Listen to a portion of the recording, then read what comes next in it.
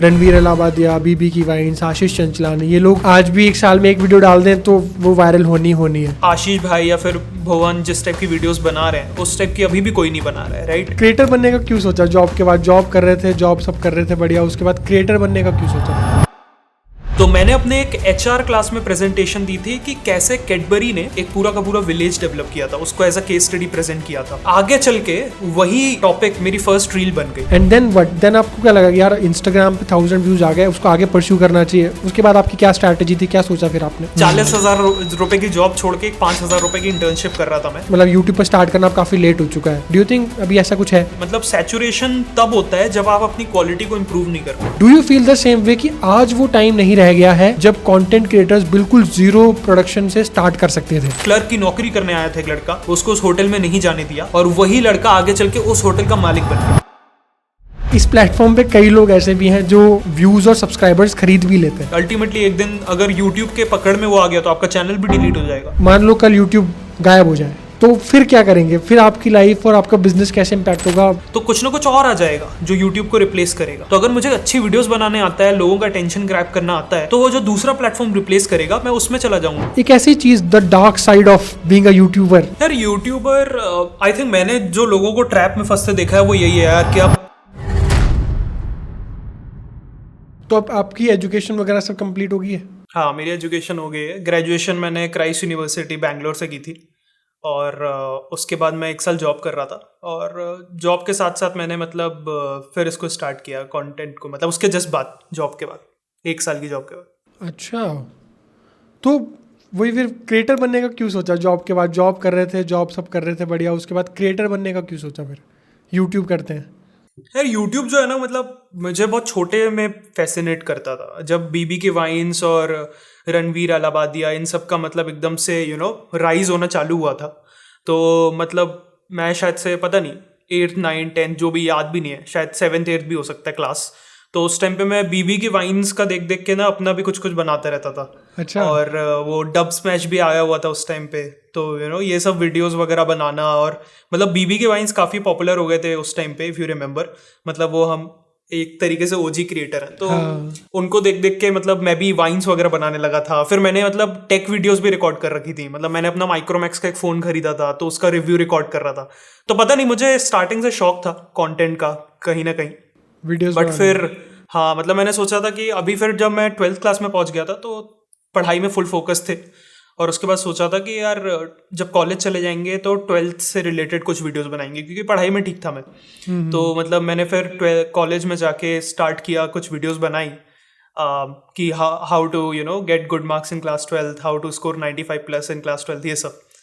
तो इस तरीके से फिर वो जर्नी स्टार्ट हुई। बट हाँ, मतलब कंटेंट का अगर बोलो तो शुरुआत से शौक था, बट अल्टीमेटली क्यों आया मैं कंटेंट में, तो वो इसलिए था क्योंकि जॉब मुझे बिल्कुल भी पसंद नहीं आ रही थी। मतलब जो अपनी फुल टाइम जॉब थी एऑन में, वो लग रहा था यार कॉर्पोरेट जॉब के लिए मैं बना नहीं हूँ। मुझे मतलब खुद का कुछ स्टार्ट करना था, बस एक ही ये अंदर से डिज़ायर था।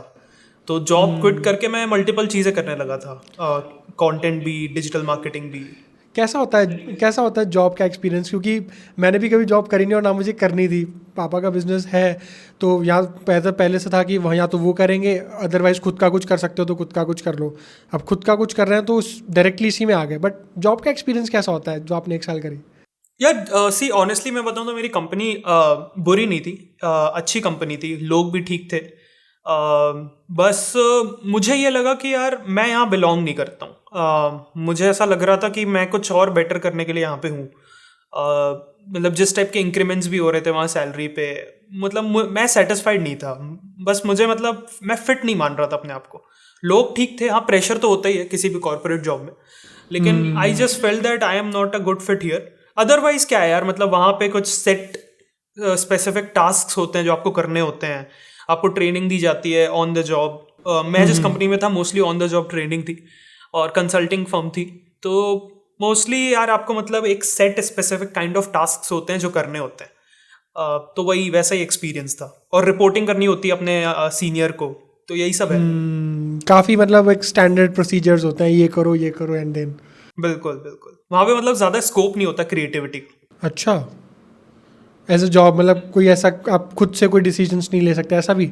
मतलब ऐसा भी नहीं है कि बिल्कुल नहीं ले सकते, मतलब मैं तो जूनियर लेवल पे था और मैंने केवल 1 साल कॉर्पोरेट जॉब करी है, वो भी केवल एक ही कंपनी में। तो मैं as a whole corporate environment के बारे में नहीं कह सकता, लेकिन मेरी कंपनी में कोई भी कंपनी में एक प्रॉपर एसओपीज होते हैं, राइट, तभी वो इतनी बड़ी कंपनी बनी है। तो उससे ज्यादा हट के आप ज्यादा काम क्या ही करोगे, राइट। तो मतलब आपको जो प्रोसीजर समझाया गया, ट्रेनिंग दी गई, आप उसी हिसाब से काम करते हो। तो जो आपने पहले वीडियोस बनाई थी, अब वो वीडियोस अब कहाँ है? वो यूट्यूब पर है या डिलीट कर दी? यार जो वो 12th वाली वीडियोस बनाई थी उसका एक अलग चैनल है, हाउ टू क्लास 12C, पता नहीं मैंने क्या सोच के नाम रख दिया था। 12C का मतलब होता है कॉमर्स, सी का मतलब, राइट। तो हाउ टू क्लास 12C, और मैंने सोचा था कि ये चैनल पूरा का पूरा 12th के बारे में होगा। कि अच्छा। कैसे 12th में टॉप करना है, अकाउंट्स में कैसे ज़्यादा मार्क्स लाने हैं, ये सब टाइप की चीज़ें। तो मतलब वो चैनल अलग से बना हुआ है, उसका पासवर्ड मैं भी भूल चुका हूँ। तो सर्च करेंगे तो मिल जाएगा, बट मतलब वो वीडियोस हैं अभी भी ऑनलाइन। लेकिन जो मैंने अभी वाले चैनल पे कुछ वीडियोस बनाई थी, वो 3-4 वीडियोस हैं, वो प्राइवेट है, वो मैं आपको भेज दूंगा अगर आपको साइड में चलानी हो तो। हाँ, डेफिनेटली भाई, डेफिनेटली अच्छा लगता है यार। स्टार्टिंग में मैंने भी जब कंटेंट स्टार्ट करा था तो बहुत सारे चैनल्स बना के छोड़ के, मतलब मैंने भी स्टार्ट करा था 11th क्लास में। जब मैं आईआईटी की कोचिंग से आ चुका था, मतलब आईआईटी कोचिंग करने गया था, उसके बाद मैं छोड़ के आ गया था। वो मतलब नहीं, अपने बस की बात नहीं है। जबकि 10th में मैं टॉप किया था, मैंने सबको एक्सपेक्टेशन थी कि हाँ मतलब आईआईटी करेंगे। उसके बाद फिर मैं छोड़ के आ गया था वो सब चीज़ें। तो फिर वही 11th क्लास में मैं घर पे था, तो फिर वीडियोस का लगा कि चलो ये कर सकते हैं। फिर वो एडिटिंग सीखी, तो एडिटिंग करते करते एडिटिंग में मज़ा आने लगा कि यार एडिटिंग कर सकते हैं। और एडिटिंग करने लगे तो उसके बाद फिर एक जॉब मिल गई एडिटिंग से रिलेटेड। फिर वहाँ से फिर सीधा धीरे धीरे करते कंटेंट में ही आ गए। तो आपने सबसे पहले मतलब इस कंटेंट में एंट्री करने के लिए क्या सीखी? डायरेक्टली वीडियोस ही बनाना स्टार्ट कर दिया था? कैसे करा, मतलब स्टार्टिंग में कैसे आया इसमें? अभी मतलब मैं सीरियस वाला बोलूँ, जब मैं आया था तो मेरा भी सबसे पहला स्टेप वही था कि मुझे एडिटिंग सीखनी है।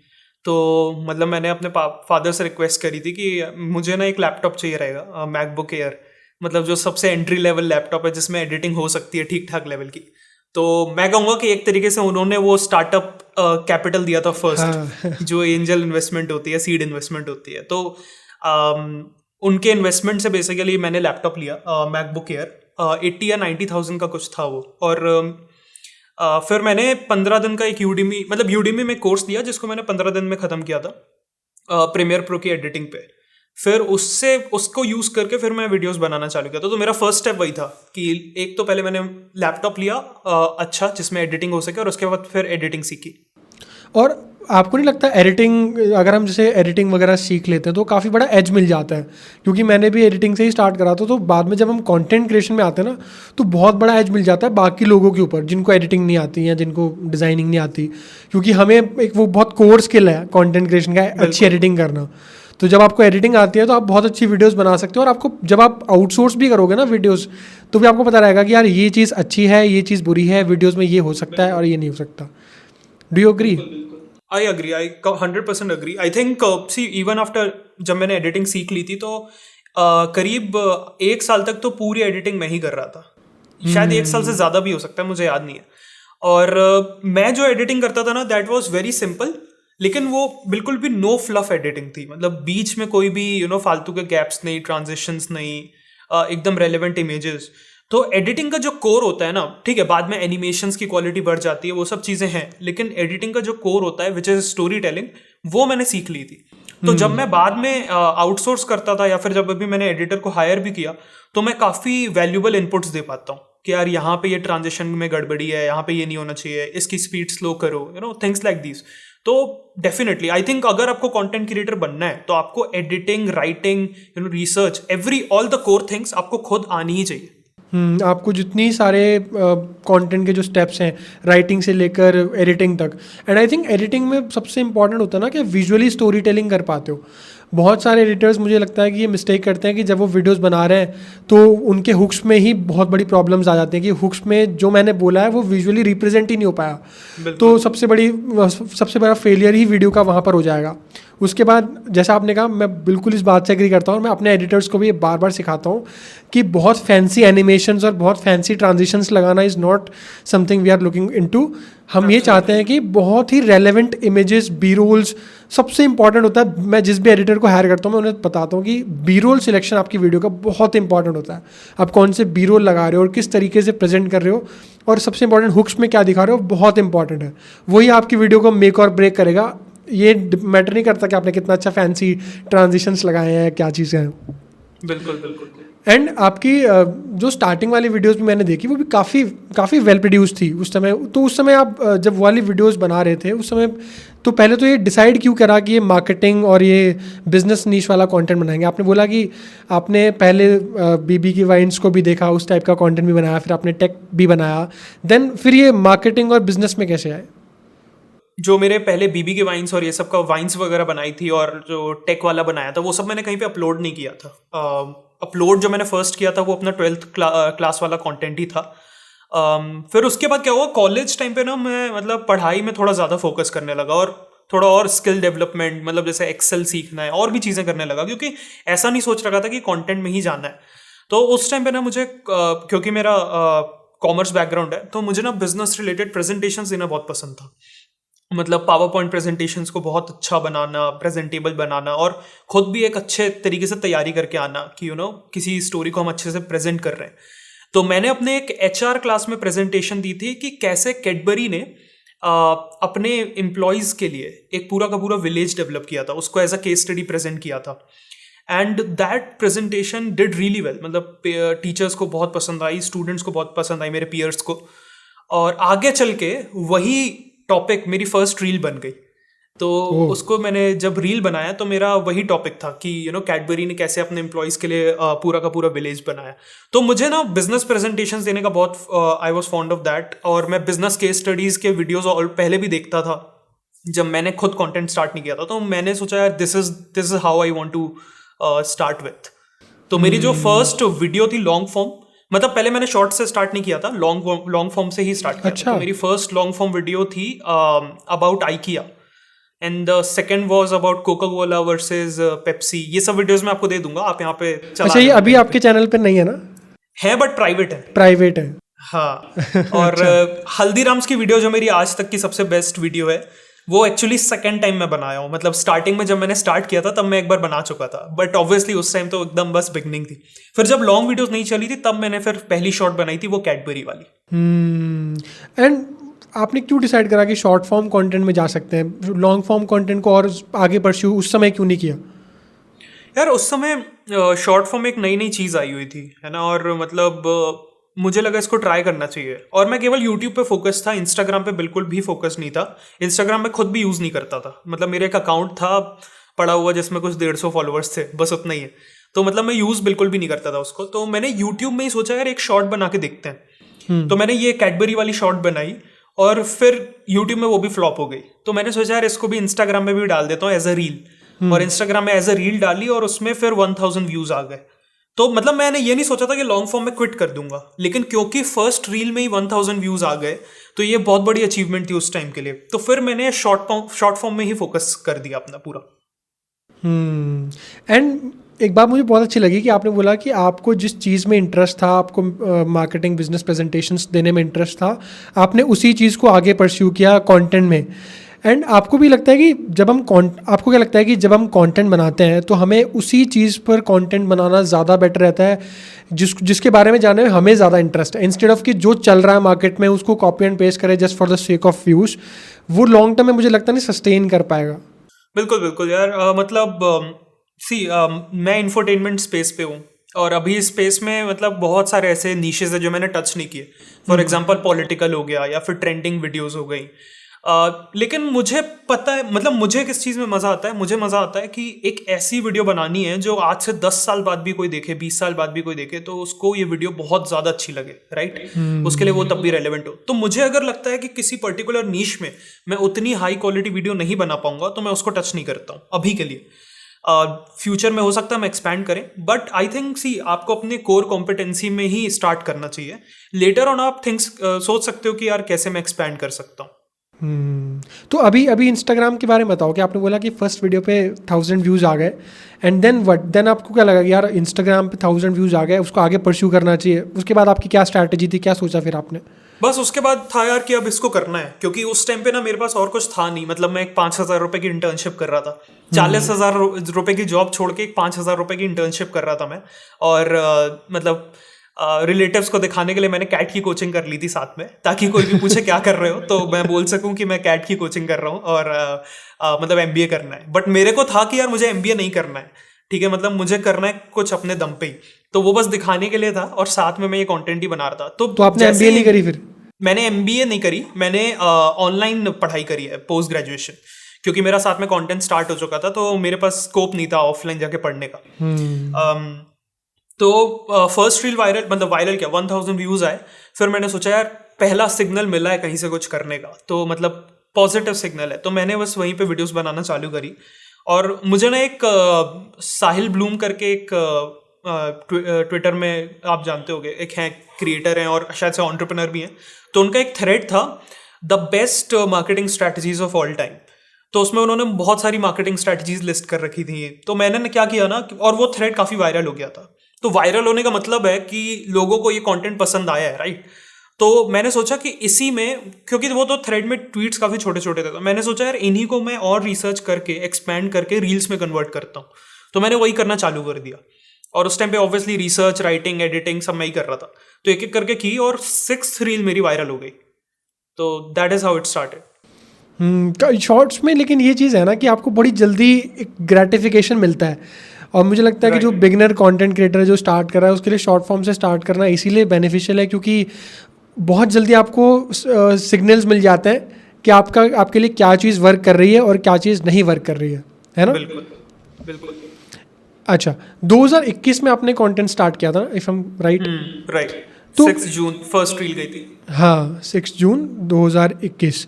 तो एक चीज़ मुझे आप ये बताओ, मुझे थोड़ा सा मतलब मुझे लगता है उस समय, मेरा एक पर्सनल मानना है कि उस समय कोविड का टाइम भी था एंड बहुत सारे लोग उस समय घर पे भी थे।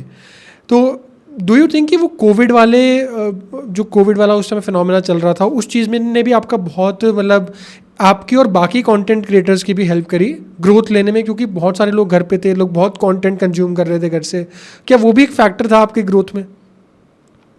मेरे साथ क्या हुआ था ना कि मैंने जब कंटेंट स्टार्ट किया था तब सेकेंड वेव जस्ट एंड हुई थी, ठीक है। तो जो कोविड वाला बेनिफिट था अनफॉर्चुनेटली वो उतना ज़्यादा मुझे नहीं मिल पाया था, क्योंकि जो घर पे रहने वाली बात थी वो खत्म हो गई थी। ये मुझे इसलिए याद है क्योंकि मेरा लास्ट का जॉब का टाइम चल रहा था और वो लोगों ने मुझे मुंबई बुला लिया था, जहाँ पे मतलब मेरी जॉब थी। उससे पहले तो वर्क फ्रॉम होम ही चल रहा था। तो उस टाइम पे कोविड की वेव खत्म हो गई थी and they were calling me to Mumbai. तो लोग वापस काम पे जाना स्टार्ट हो चुके थे। बट आई थिंक डेफिनेटली मुझे ऐसा लगता है कि मुझे किस चीज़ ने हेल्प करी कि उस टाइम पे ना रील्स के क्रिएटर काफ़ी कम थे, क्योंकि नई नई चीज़ थी तो उतनी ज़्यादा सप्लाई नहीं थी।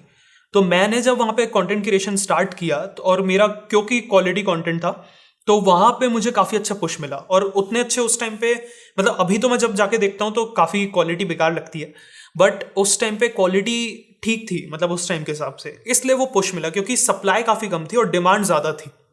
उस समय रील्स पे ये इंफोटेनमेंट वाला कंटेंट काफ़ी कम था। मैं इसलिए कह रहा हूँ क्योंकि 2020 में जब कोविड की पहली वेव आई थी उस समय फाइनेंस क्रिएटर्स बहुत तेज़ी से ग्रो हुए थे, बहुत ज़्यादा, हाँ, बहुत तेज़ी से ग्रो हुए थे। एंड देन आपका जो कंटेंट था वो एक उसी का एक एक्सटेंशन, मैं कहूँगा कि मार्केटिंग एंड बिजनेस को बहुत ही सिंपल तरीके से एक्सप्लेन किया गया था, जो बहुत कम था। अब तो बहुत सारे हैं बट उस समय बहुत कम था। एंड इसलिए जो क्वालिटी थी वो मैं इसलिए मैंने ऊपर लिखा भी था कि क्वालिटी उस समय के हिसाब से बहुत अच्छी थी। अब तो बहुत फैंसी क्रिएटर्स आ गए हैं, बहुत फैंसी एडिटिंग होने लगी है, बट उस समय के हिसाब से क्योंकि वो फर्स्ट इन द गेम थे आप, तो फर्स्ट मूवर वाला एडवांटेज हमेशा काम करता है ना, कि आप किसी भी नीश में अगर आप पहले डिसाइड कर सकते हो तो आपको पुश मिलेगा।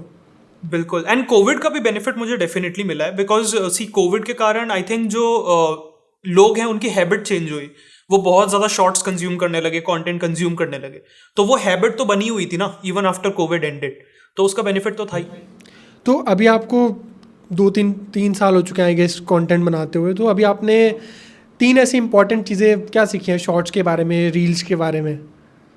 अच्छा, मतलब कोर चीज़ें बताओ। हाँ, कोर चीज़ें जो आपने सीखी हो कंटेंट जब आप बनाते हो, तो माइंडसेट के बारे में, लोग उसे कैसे परसीव करेंगे, बनाने के टाइम पर क्या ध्यान रखते हो, वो सब चीज़ें।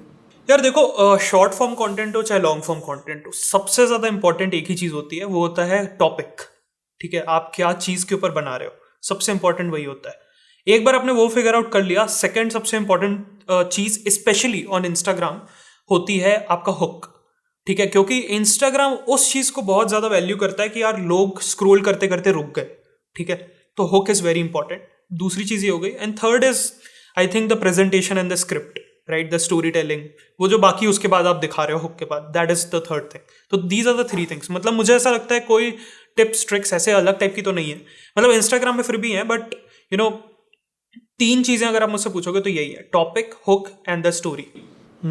इस पर अभी हम डिटेल में बात करेंगे, और उससे पहले एक मेरा क्वेश्चन है, यूट्यूब, आपने बोला कि आप यूट्यूब पर ही फोकस थे।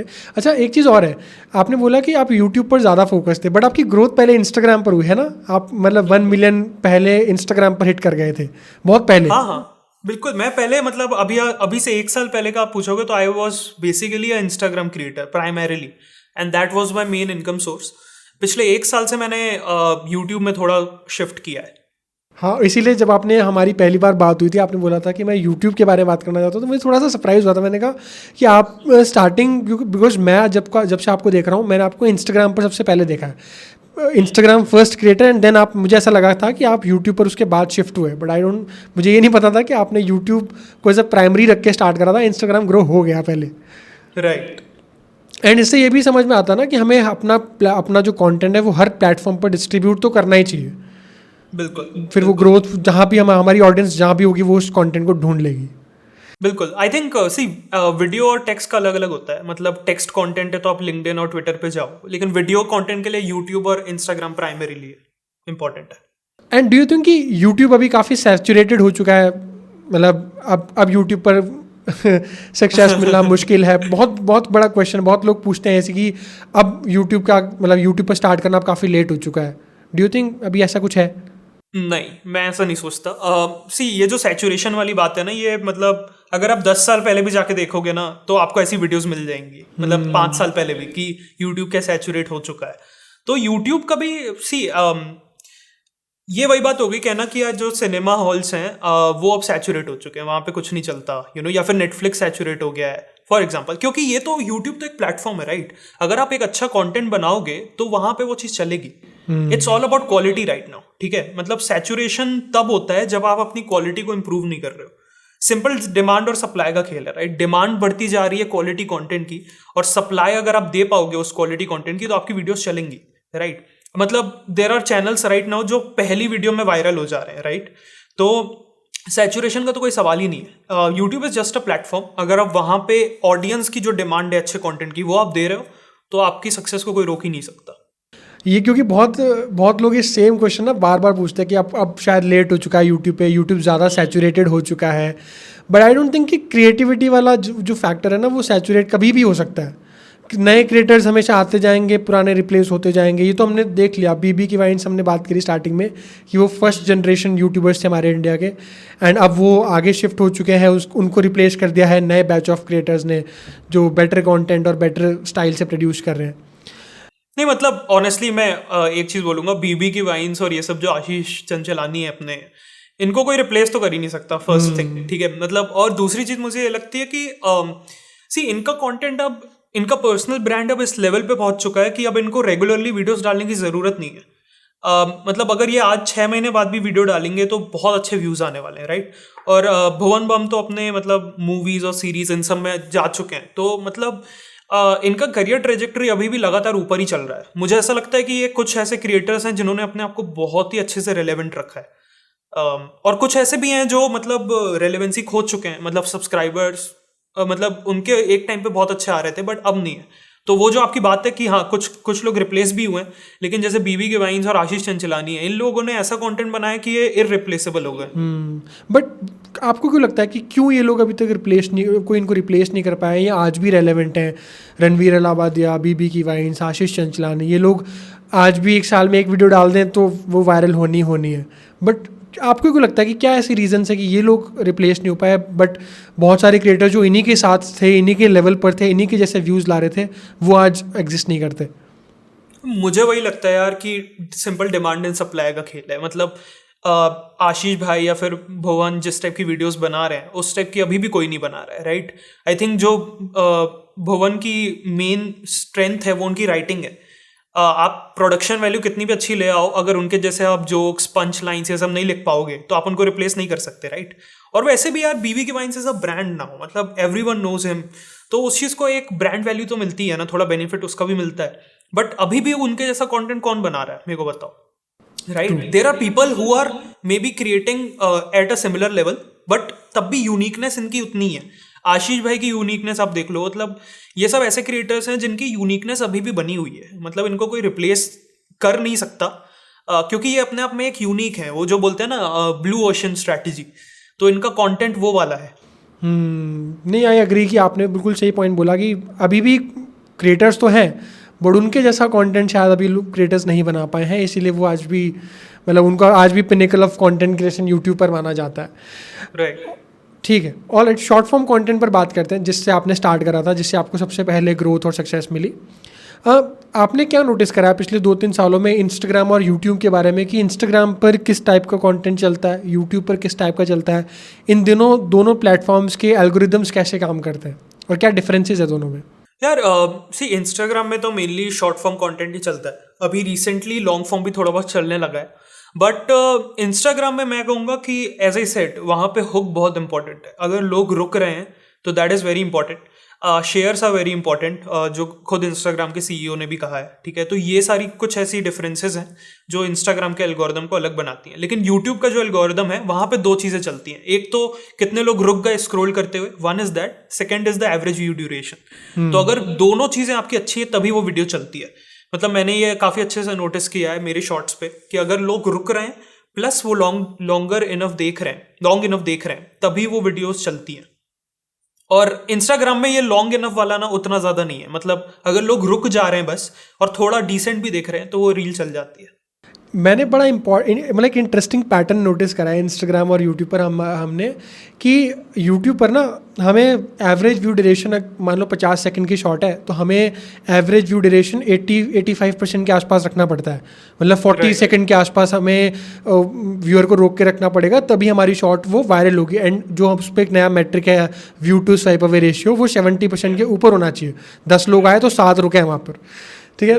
बट इंस्टाग्राम पर हमने नोटिस करा है कि एक तो एवरेज व्यू ड्यूरेशन जो है वो 50% से भी नीचे हो तब भी चल जाता है। इवन मेरे क्रिएटर स्पीक्स वाला जो मेरा पेज है, जो नया चैनल है, अभी उस पर 80,000 समथिंग फॉलोअर्स हैं, उस पर जो रील्स वायरल होती हैं जो 1 मिलियन व्यूज़ भी ला रही हैं, उन पर मतलब 50 सेकंड की वीडियो है तो 12-15 सेकंड का भी अगर व्यू ड्यूरेशन आ रहा है तो वो चल रही है। बिल्कुल। और वो काफ़ी इंटरेस्टिंग है नोट करने के लिए कि यूट्यूब और इंस्टाग्राम किस तरीके से दोनों प्लेटफॉर्म्स अलग अलग डिफरेंट है। हाँ, डिफरेंट है, क्योंकि वहाँ पर शेयर्स ज़्यादा फोकस है, वहाँ पर आप कितनी देर रोक के रख पा रहे हो वो ज़्यादा इम्पॉर्टेंट है। तो अभी एक चीज़ और, एक नया फीचर भी अभी यूट्यूब कल से ही लॉन्च करने वाला है, वो 3 मिनट की यूट्यूब शॉर्ट्स। तो आपके अकॉर्डिंग क्या क्रिएटर्स को 3 मिनट की यूट्यूब शॉर्ट पर शिफ्ट होना चाहिए या 1 मिनट ही ज़्यादा बेटर है? या देखो, it's the length of the video. जो मैं लेंथ के बारे में सोचता हूँ वो हमेशा स्टोरी के हिसाब से होना चाहिए यार। मतलब कभी भी ये सोच के नहीं जाना चाहिए कि 3 मिनट हो गया है तो हम 3 मिनट बनाने लगे। अगर आपके पास एक ऐसी स्टोरी है जिसको 1 मिनट में नहीं समझाया जा सकता, 1.5 मिनट लगेंगे, 2 मिनट लगेंगे, तो आप 2 मिनट की वीडियो बनाओ, राइट। जबरदस्ती वीडियो की लेंथ को बढ़ाना is not making any sense, right. Because ultimately average view duration आपको अच्छा चाहिए, तो एवरेज व्यू ड्यूरेशन अच्छा तभी आएगा जब आपकी वीडियो में दम होगा, राइट। अगर आप फालतू की चीज़ें इंक्लूड करते जाओगे जिसका कोई सेंस नहीं है तो वो फिर लोग बीच में छोड़ देंगे। तो it's a good feature I think, because कई बार मेरे साथ भी ऐसा होता है कि मुझे शॉर्ट्स की स्पीड को थोड़ा सा बढ़ाना पड़ता है क्योंकि वो 1 मिनट के थोड़ा सा ऊपर होती हैं, और कई ऐसी वीडियोस होती हैं जो 1.5 मिनट की मैं इंस्टाग्राम में डाल पाता हूँ लेकिन यूट्यूब में नहीं डाल पाता।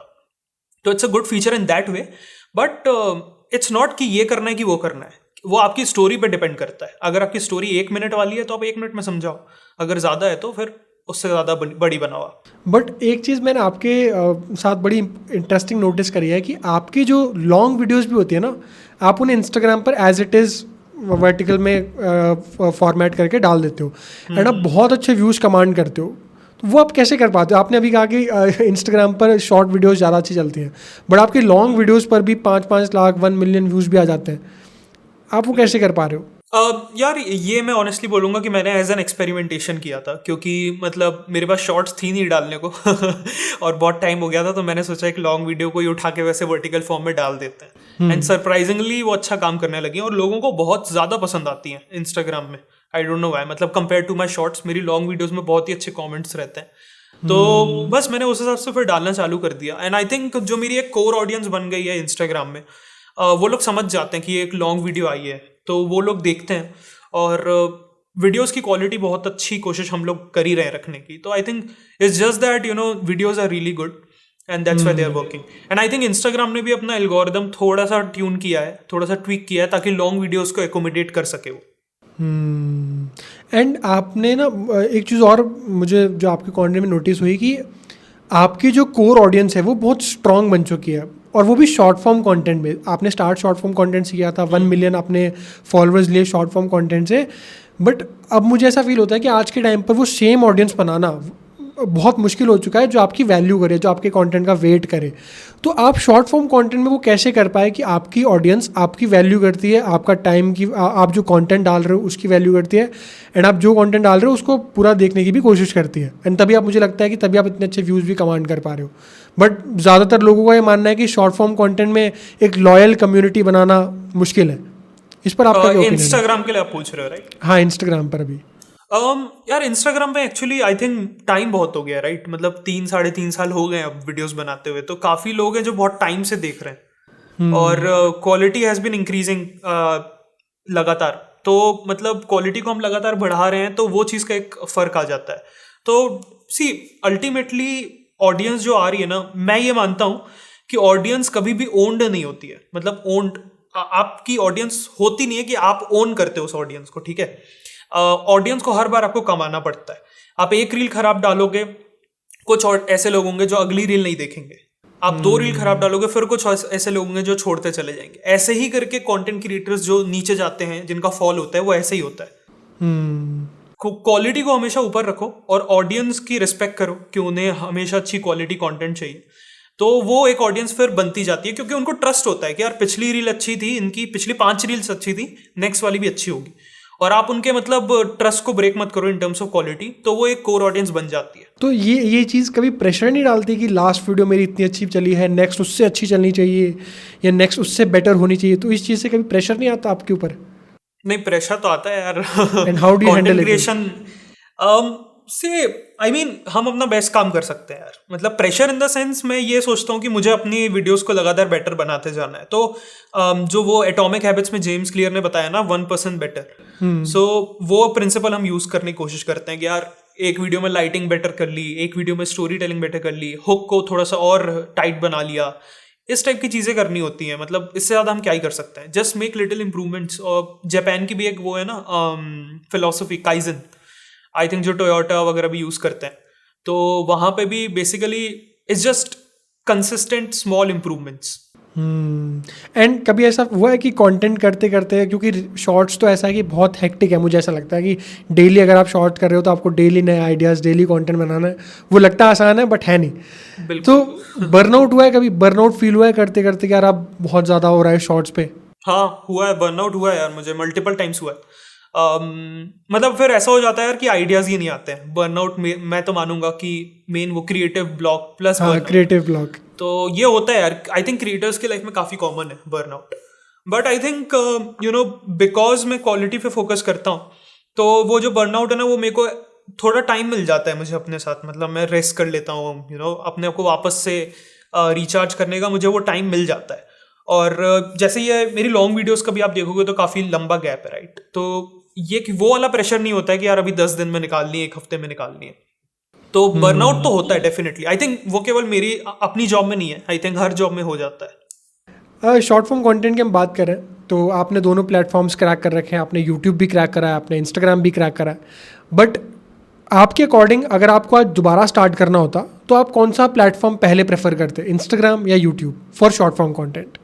मुझे लगता है दोनों में डाल दो ना। बन तो उतनी देर की रही है, 1 मिनट की, तो दोनों में डाल दो। देर चांस है कि आपका एक में नहीं चला तो दूसरे में शायद चल जाए, बिकॉज एल्गोरिदम थोड़े से डिफरेंट है।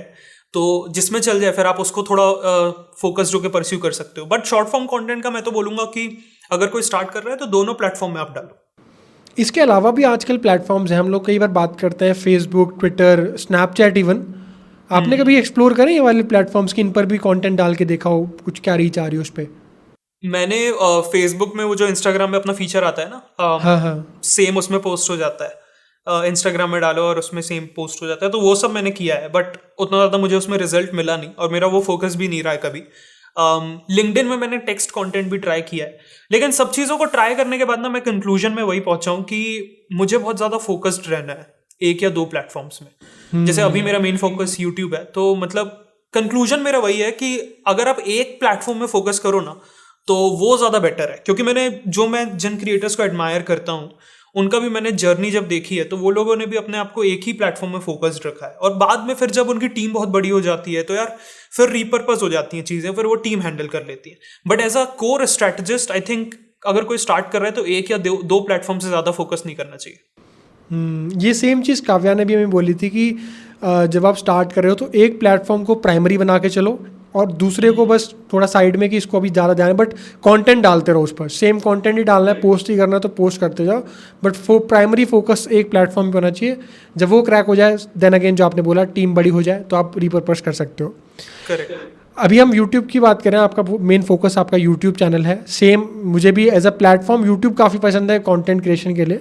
बट एक डाउट बहुत सारे क्रिएटर्स के मन में ये रहता है, शॉर्ट फॉर्म क्रिएटर्स में स्पेशली, कि क्या हम सेम कंटेंट को, सॉरी फॉर एग्जांपल अगर मेरा शॉर्ट फॉर्म का चैनल है तो क्या मैं एक ही चैनल पर शॉर्ट फॉर्म कंटेंट और लॉन्ग फॉर्म कंटेंट दोनों डाल सकता हूँ, या उसके लिए मुझे अलग अलग चैनल्स बनाने चाहिए?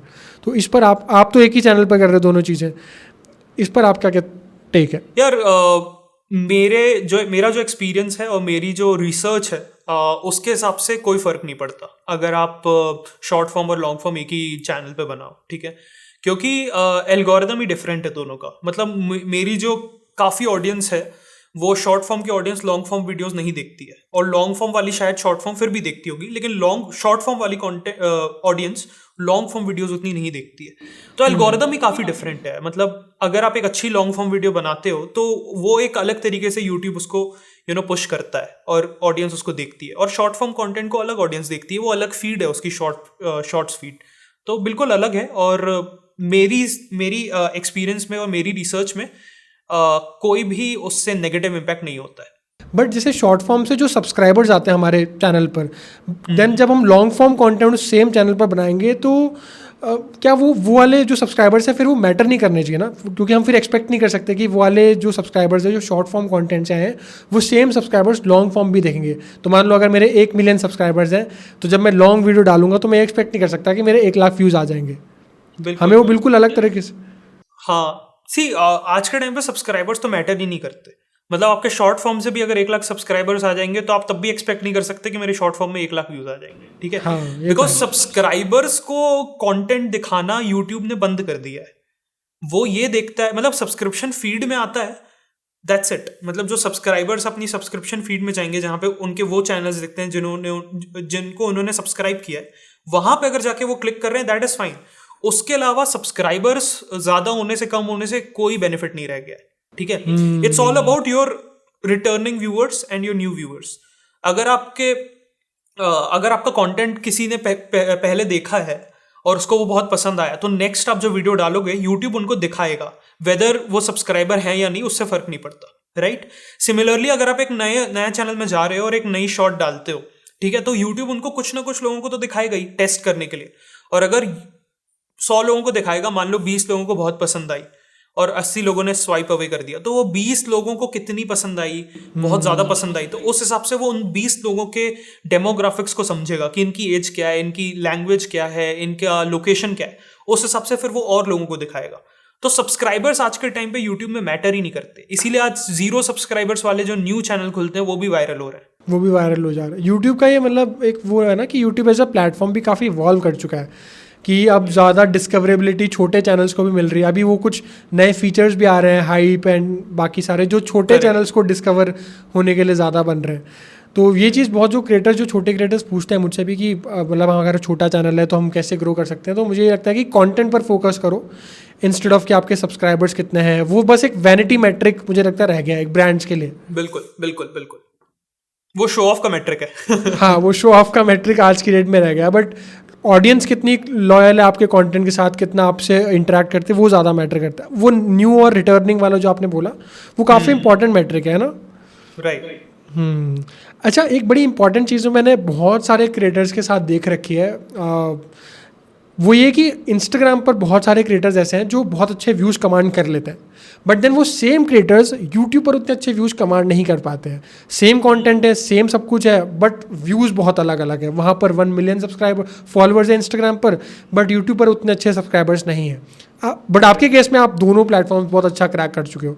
तो अगर कोई ऐसा क्रिएटर है, बहुत सारे ऐसे क्रिएटर्स जो मैं जानता हूँ, वो उनका भी ये क्वेश्चन होता है कि अगर कोई ऐसा क्रिएटर है जो एक प्लेटफॉर्म पर तो बहुत अच्छा, स्पेशली इंस्टाग्राम पर तो अच्छा क्रैक कर चुका है, बट यूट्यूब पर उसे क्रैक करना है, तो उसे क्या चीज़ें ध्यान में रखनी चाहिए, क्या चेंजेस अपने कंटेंट में लाना चाहिए जिससे कि वो इंस्टाग्राम का कंटेंट जो है वो यूट्यूब पर भी परफॉर्म करने लगे? यार देखो, आप अपना मतलब सबसे पहले तो जाके एनालिटिक्स को चेक करो कि आपका viewed versus swiped away ratio क्या आ रहा है, राइट? कितने लोग स्वाइप अवे कर दे रहे हैं। अगर वहां पे प्रॉब्लम है तो आप अपने हुक को इम्प्रूव करो, आप अपने टॉपिक्स को इम्प्रूव करो। अगर वो चीज ठीक आ रही है आपकी, तो आप आगे जाके अपने रिटेंशन चार्ट को चेक करो, राइट? वहां पे आपको दिख जाएगा कि यार कौन से एरिया में लोग मेरे को छोड़ दे रहे हैं मेरी वीडियोस को।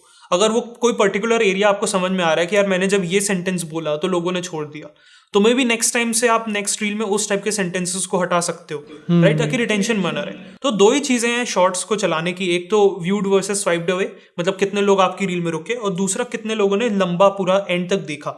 तो इन दोनों को ही देख के आपको समझ में आ जाएगा कि आपको क्या इंप्रूव करना है। अगर लोग रुक नहीं रहे हैं तो आप अपने हुक्स और टॉपिक्स को इंप्रूव करो।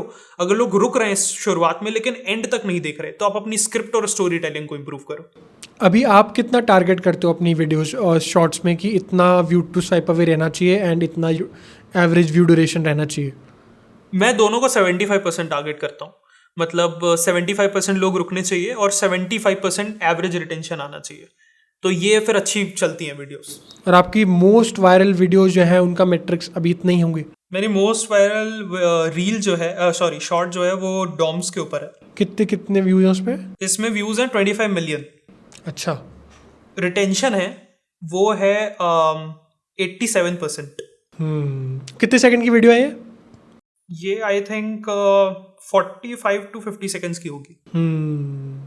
और इसका व्यूड वर्सेस स्वाइप्ड अवे जो रेशियो है वो अभी है 66.2। हाँ, वो तो कम हो जाता है वो जब जैसे जैसे व्यू आगे बढ़ती है।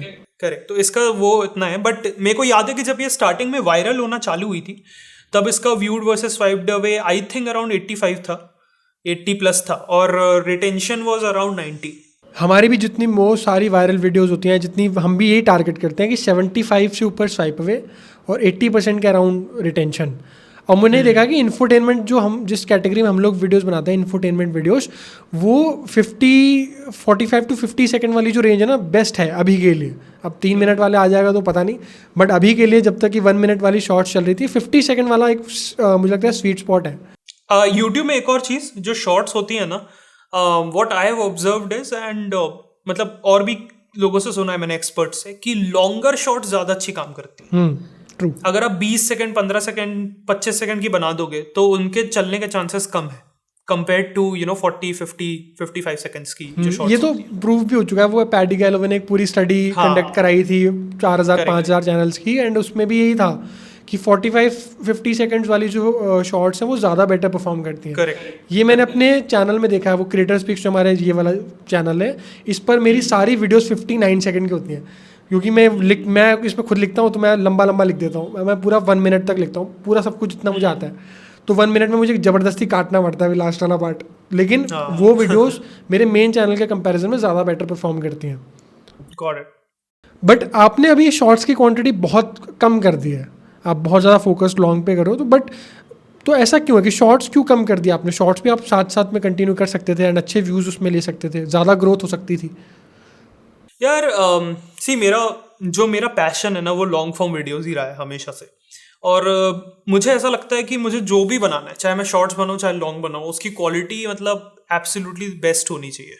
मतलब मुझे प्राउड फील होना चाहिए कि हमने ये कंटेंट बनाया है, राइट? तो जब मैं अपनी शॉर्ट्स की क्वांटिटी बढ़ा देता हूँ तो पहली बात तो मेरी शॉर्ट्स की क्वालिटी कम हो जाती है, बिकॉज उतने अच्छे आइडियाज ढूंढ नहीं पाते। साथ में मैं लॉन्ग फॉर्म में भी उतना ज़्यादा ध्यान नहीं दे पाता, या फिर लॉन्ग कुछ ज़्यादा ही डिले होने लग जाती है।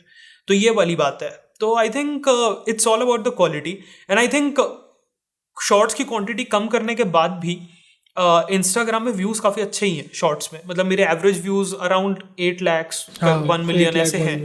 तो मुझे नहीं लगता कि उससे इन टर्म्स ऑफ व्यूज़ कुछ मुझे इफेक्ट हुआ है, राइट.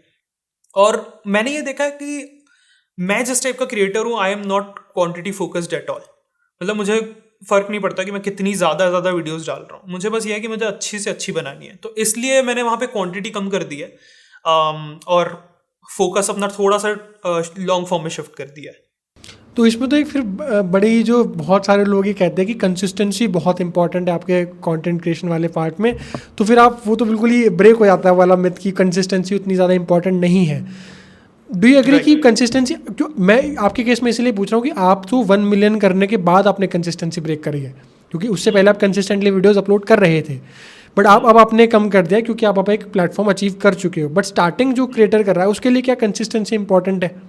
मैं कहूँगा कि दोनों चीज़ें इंपॉर्टेंट है. मतलब आप कंसिस्टेंसी केवल बनाए रखोगे without thinking about the quality, तो आप सक्सेसफुल नहीं हो पाओगे. ठीक है. मतलब कंसिस्टेंटली आपको ये भी तो देखना है ना कि आप क्या चीज़ें इंप्रूव कर सकते हो. अगर आप उसी लेवल की वीडियोस, उसी एडिटिंग में, उसी टाइप के टॉपिक्स में बना रहे हो और नहीं चल रहे हैं, तो वो चीज़ आपको कुछ हेल्प नहीं करने वाली है. अल्टीमेटली आपको देखना है कि यार ठीक है, पिछली वीडियो में ये चीज़ इंप्रूवमेंट करनी थी, तो फिर मैंने ये करा. और मैं कभी भी ऐसा क्रिएटर नहीं था जिसने एवरीडे रील डाली है. मैंने हमेशा से हर 2-3 दिन में ही एक रील डाली है, स्टार्टिंग से भी.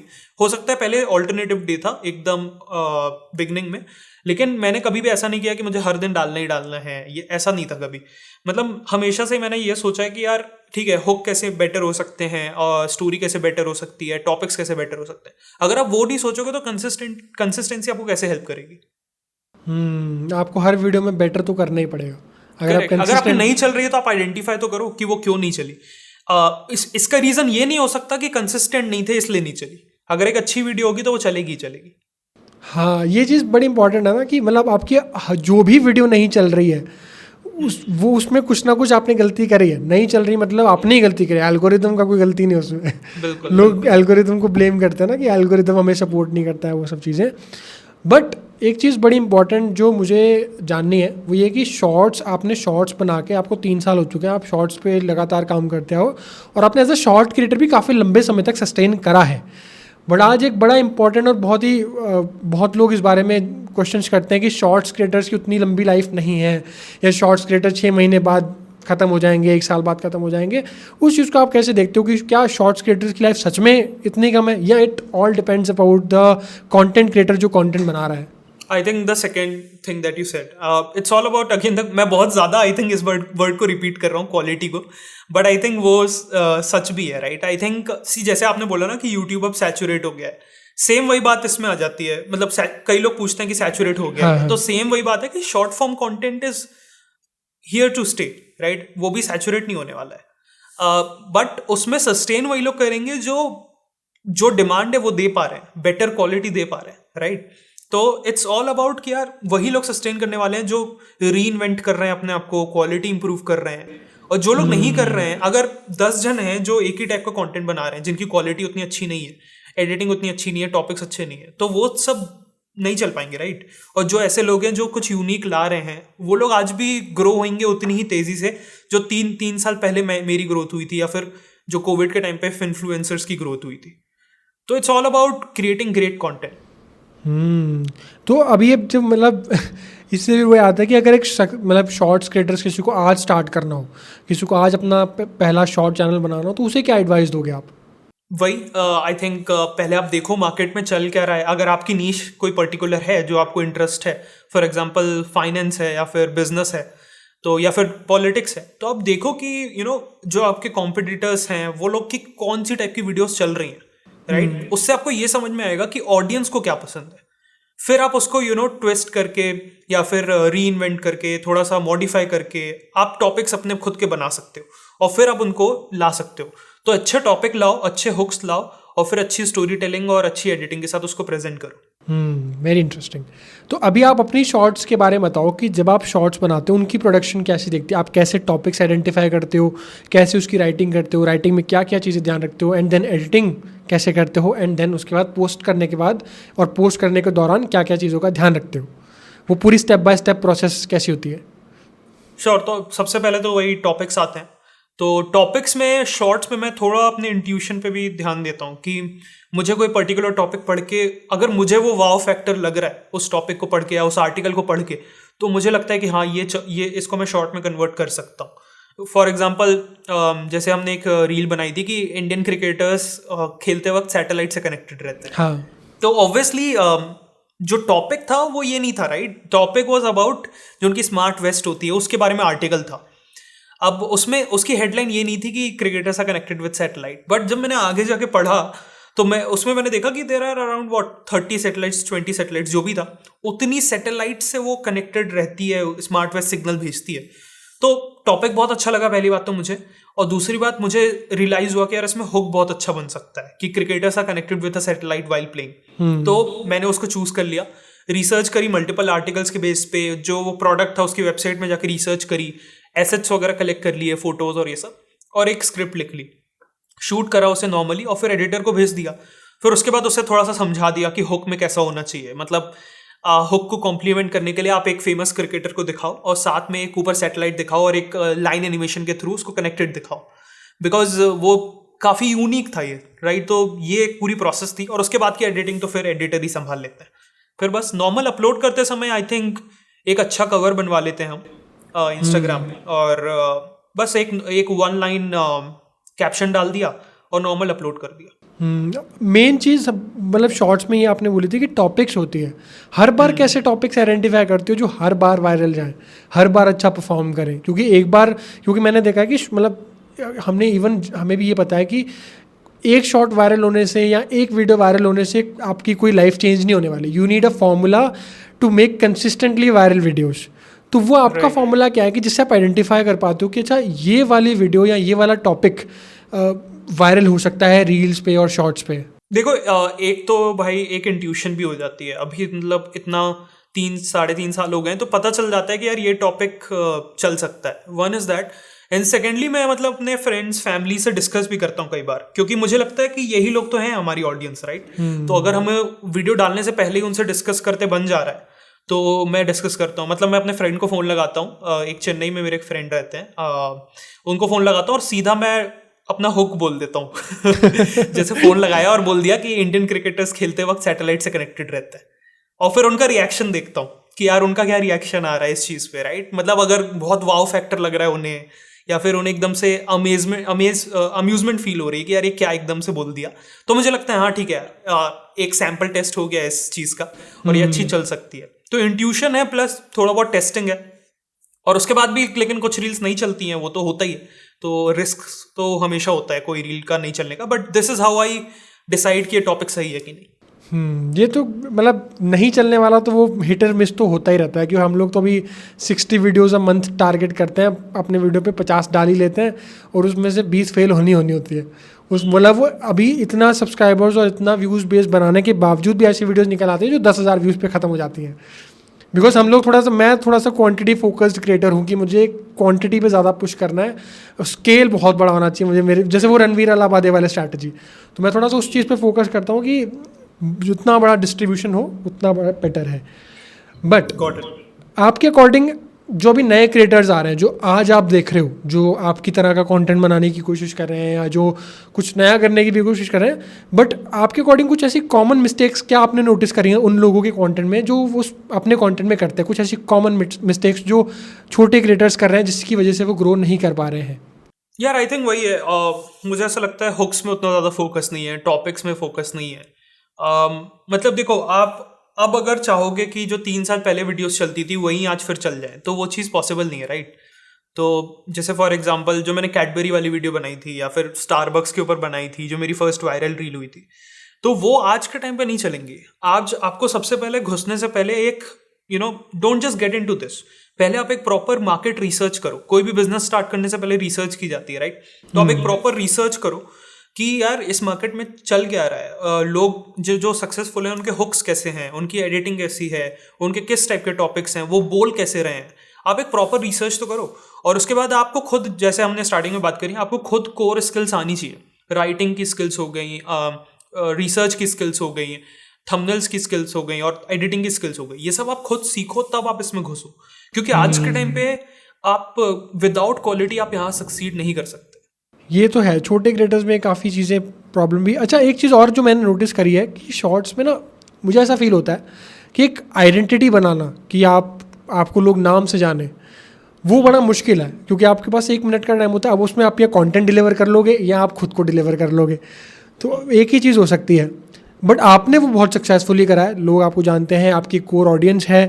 तो अभी आपके अकॉर्डिंग जब एक नया क्रिएटर उठ के आ रहा है, वो खुद को भीड़ से अलग कैसे दिखा सकता है? क्योंकि देखो, कंटेंट भी हम बात करें क्वालिटी की, अच्छी एडिटिंग भी सब करा लेंगे, हुक्स भी सब अच्छे बना रहे हैं।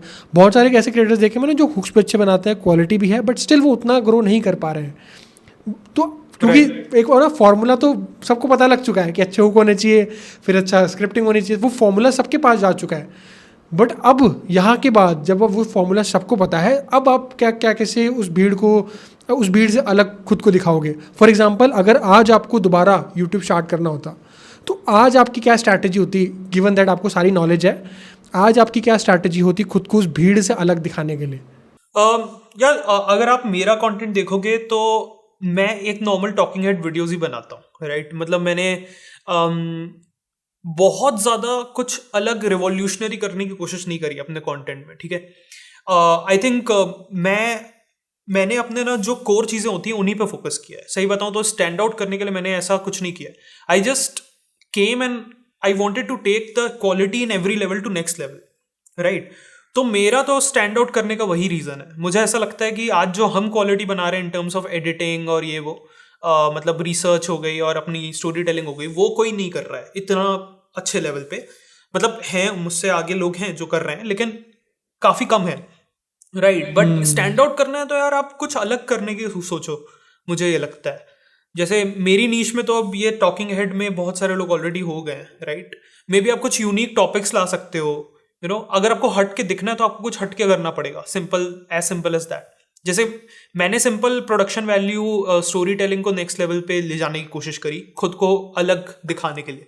अगर आप वो नहीं कर सकते तो प्रेजेंटेशन स्टाइल डिफरेंट करो। फॉर एग्जांपल काव्या से भी आपकी बात हुई है, उनका प्रेजेंटेशन स्टाइल काफ़ी डिफरेंट है, राइट?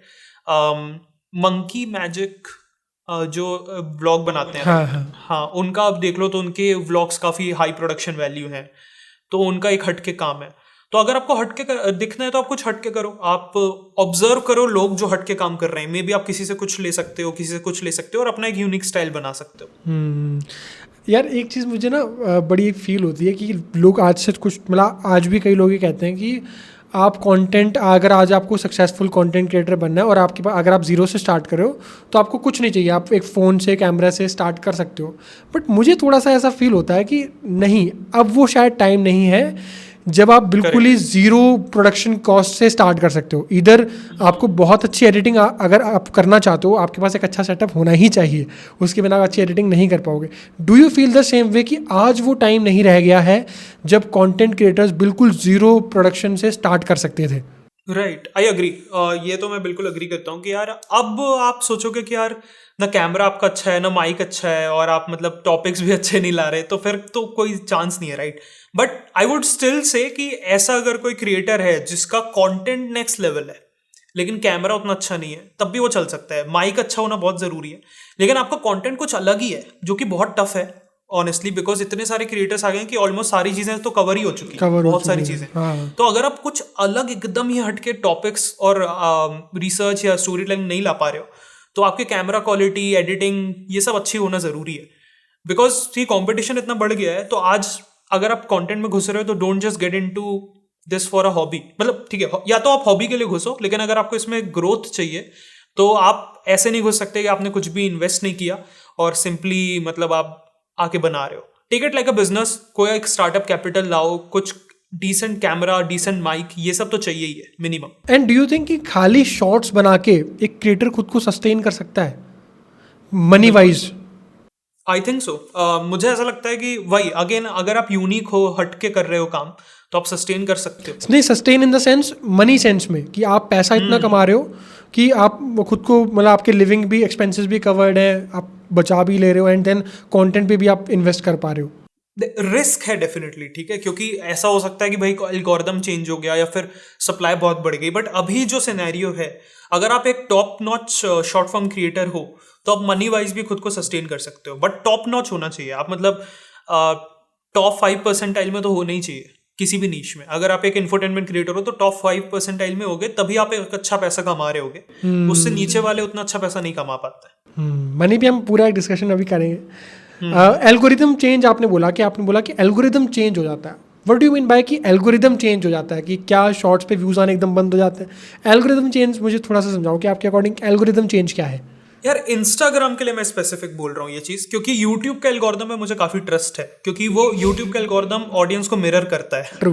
राइट, सो इंस्टाग्राम का एल्गोरिदम शॉर्ट छोटे क्रिएटर्स को कभी कभार बहुत ज्यादा प्रायोरिटी देके उनको एकदम बूस्ट दे देता है, जो मुझे भी मिला था जब मैंने स्टार्ट किया था।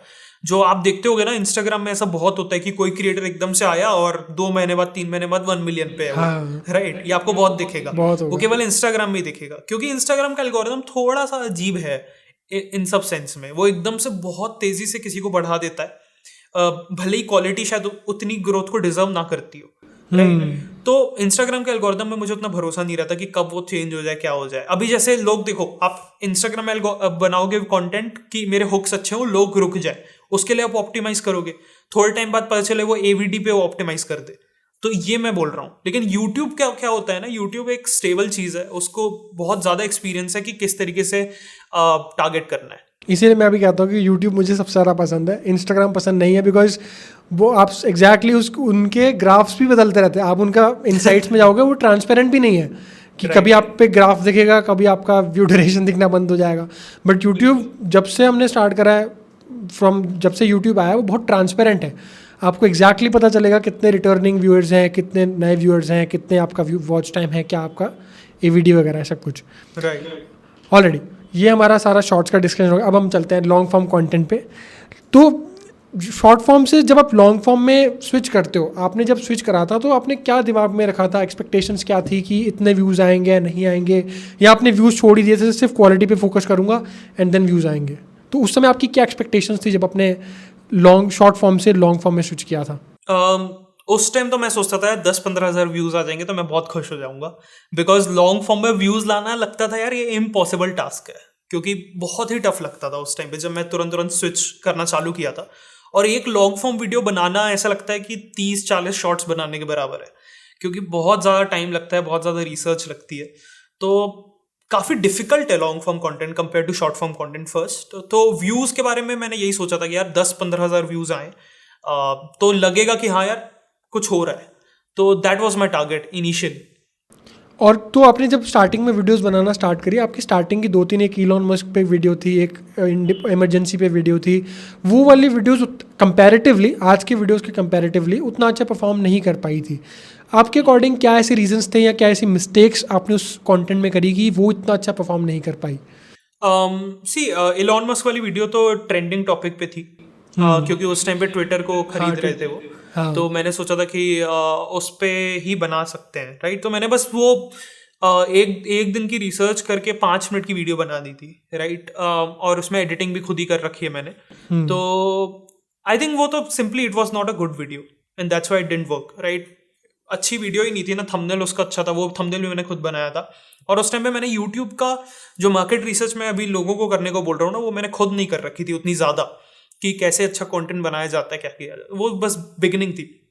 फिर और अभी जो आप वीडियोस के उनके व्यूज़ देख रहे हो ना, वो तो बढ़ गए हैं, क्योंकि अभी मेरी लॉन्ग फॉर्म इतनी वीडियोस चली हैं तो वो सजेस्टेड में आके थोड़ा सा बढ़ गए हैं। लेकिन उस टाइम पे तो शायद से 4-5 हज़ार व्यूज़ भी नहीं थे उनमें। ठीक है, तो ये मैं उस टाइम फॉलो कर रहा था जब आप वो वीडियोस डाल रहे थे ना, मैं उस समय से फॉलो कर रहा हूँ आपको। मुझे देख रहा था कि मैं किस तरीके से आप स्विच कर रहे हो उसमें।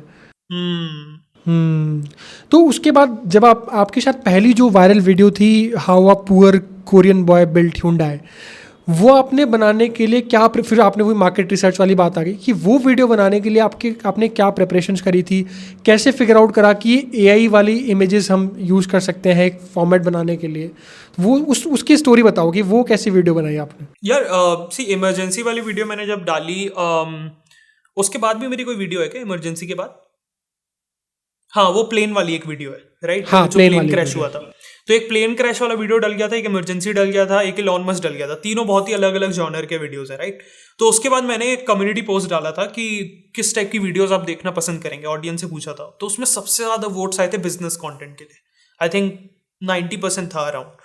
तो तब मैंने सोचा यार ठीक है, अभी ऑडियंस बोल रही है तो बिजनेस ही बनाना है। तो फिर मैंने जाके रिसर्च करना चालू किया था बिजनेस कंटेंट पे लेके, और फिर मुझे ना ऐसे वीडियोस मिले जहाँ पे ये रैग्स टू रिचेस स्टोरी बहुत ज़्यादा हिट हुई है, बहुत अच्छी चली है, ठीक है। तो मैंने सोचा यार इसके ऊपर बनाते हैं, और फिर मैंने मतलब रिसर्च करना चालू किया कि कौन सी ऐसी कंपनीज हैं जिनके ऐसे स्टोरी है रैग्स टू रिचेस। तो Hyundai का मैंने पहले भी पढ़ा हुआ था कि कुछ उनकी ऐसी स्टोरी थी उनके फाउंडर की, और मैंने उसमें पहले शॉर्ट बनाने की भी सोची थी कि बना सकते हैं। तो मेरे को वहाँ से एक दिमाग में आइडिया था कि इसके ऊपर बना सकते हैं, और Hyundai इंडिया में भी काफ़ी पॉपुलर है, राइट, उनकी कार्स। तो एक रेलेवेंट टॉपिक लग रहा था मुझे, क्योंकि इंडिया में कार्स उनकी काफ़ी अच्छी बिकती हैं और रैग्स टू रिचेस स्टोरी है। और फिर मैंने जब मार्केट में जाकर रिसर्च करी तो एक बिग कंपनी करके एक चैनल है, उसके लिए ये वीडियो बहुत अच्छी चली भी हुई है, ठीक है। तो सारी चीज़ें ग्रीन फ्लैग्स लग रही थी, और मैंने सोचा कि इंडिया में अभी ये Hyundai के ऊपर किसी ने स्टोरी बनाई भी नहीं है, तो why not make a video on this. But इस टाइम मैंने बस एक चीज़ ये सोच रखी थी कि this has to be the best video that I have made till now, right. तो मैंने सोचा था कि रिसर्च को नेक्स्ट लेवल पे ले जाना है, और इस बार मतलब आर्टिकल्स और इन सब से रिसर्च नहीं करेंगे, बुक्स ढूंढेंगे, बुक्स के बेस पे रिसर्च करेंगे।